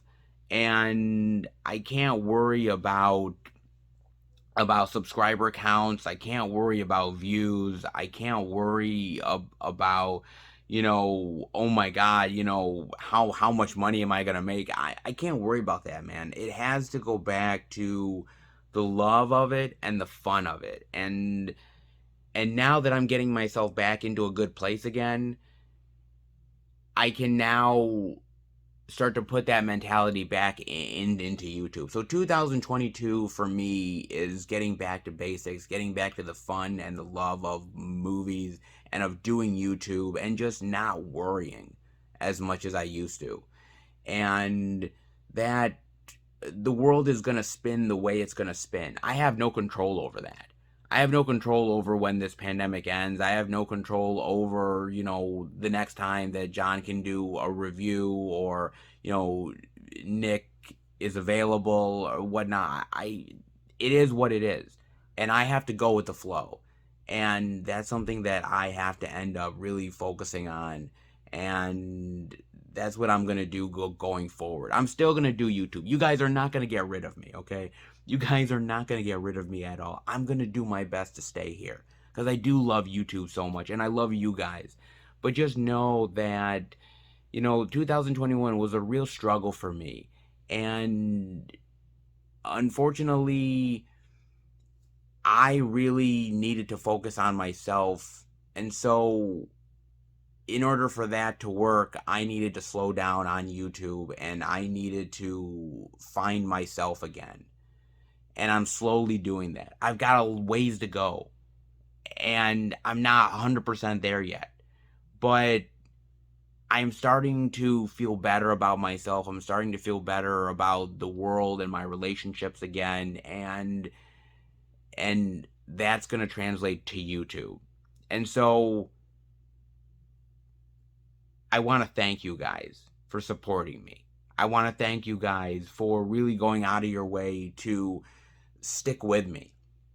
Because I'm sure it hasn't been easy for you guys. I'm sure that sometimes you guys have questioned, why am I still subscribed to this channel? Why am I still supporting this guy? He's not putting out the content that he did a year or 2 years ago. And maybe he's giving up. And trust me, I haven't given up. I just unfortunately have to change the way that I'm doing things. And I have to get back to the way that I used to be. And maybe that isn't always putting out, 2, 3 videos a week. Maybe it's one video a week, or maybe it's a week where I don't put out a video, but then I'll put out two the next following week. It's not going to be perfect. And there's going to be moments where there's going to be a frustration that I'm not doing this particular video or that video, or, well, okay, I'm not showing off the latest releases this week compared to other people. But just know that the passion will be there, and that if you stick with me, then I promise you that I'm going to try to do my damnedest for you guys and try to get back to being somebody that goes with the flow and just enjoys the ride. I don't think I really ever completely 100% lost it, but I think in some ways I was so concerned about other things and so obsessed with other things that I couldn't see the road ahead of me. And unfortunately, that affected everything around me, including YouTube. And so I appreciate you sticking with me. I appreciate you staying along for this ride. I know for some of you, these videos have really got you through tough times. I know I've gotten messages from some of you guys that have literally told me that, these videos are something that you look forward to every single week, that you literally, you'll do homework while you're watching the videos. Or some people have even told me that they've been in the military and these videos, are a great comfort to them. And so it's just wild to me to think that something that I do that is just a simple love and a passion can get that response from some of you guys. And it's wild to me. And that importance doesn't go over my head. And I just want to let you guys know that. So it's been a struggle. It's been difficult. And it hasn't been easy this year. And I think it hasn't been easy the last couple of years for me. But going forward, I'm going to be better to myself, and in turn get back to what I love doing, and learn to stop worrying and just enjoy the ride. That's what I'm going to do, man. And 2022, let's hope it's a good one, man, because I really need it to be. Not gonna lie, man. There's been a lot of great movie love out there in 2021. I've definitely enjoyed all of it. But at the end of the day, I'm looking forward to where the new year brings me, and looking forward to the path ahead, because the path behind me hasn't been the easiest, but it's lessons learned. And moving forward, those lessons will definitely be ones that I will need, and ones that I think will make me a better person at the end of the day. I really do, guys. I really appreciate you listening to this. I know that I went on this huge thing about my personal issues, and I'm sure you guys are probably tuned out at this point. I get it. I understand it. That's it. I'm done. I swear. I'm done, guys. I really appreciate you guys taking the time to really be a part of this channel and being a part of my life. And I have to admit that there has been moments and times where it's been a difficulty and a struggle to do these videos because of my mindset. But if it wasn't for these videos, I don't know if I would have kept on going at times. Literally, the will to do these videos and to go out there and do them sometimes is in some ways what saved me in a lot of ways too. So it's because of you guys that in some ways I'm still here and still wanting to do stuff, and the passion is there because of you guys, because you wanted this. We want the content. So I have to thank you as well, because you stuck with me and you stuck around, and maybe you didn't know that I was going through all these difficulties. You didn't know that I was going through all these issues and these struggles. But the fact that you stuck around, and the fact that you've watched the videos and you've commented and you supported me, that really gave me a boost that I really needed. And so thank you so much. I really appreciate the support and the love. So I hope you enjoyed this video. Thank you for watching the video. Thank you for supporting me throughout 2021, through all of the year, the good, bad, ugly of it all. Thank you so much. If you like the video, and I know I went on a very personal rant, and you know, I know you guys are probably like, oh, when are we going to get to the movies again? But you will, trust me. But I felt like I had to be honest with you guys. I felt I had to unload, and sometimes you just need to just put it all out there, because I really do care about each and every one of you. And I thought it was only good to be honest with you at the end of the day, because if I'm not honest with you, then how can I continue to do this and keep your confidence? And so I really wanted to put it out there, and I'm so glad that I did. So if you like what I do, if you like the movies and physical media talk, all that good jazz, definitely hit subscribe. And also keep updated with everything I'm doing through Instagram, Twitter, and Facebook. FilmFan108, keep updated with everything I'm doing, plus special pictures and videos I do from time to time on social media as well. It has been a wild ride of 2021, and I can't wait to see where 2022 will take me, where it will take the movie love. But I guess we'll just have to see where the future holds. In the meantime, have a wonderful, happy new year, and take care, everybody. And I will definitely see you in the next video. And remember, be good to one another.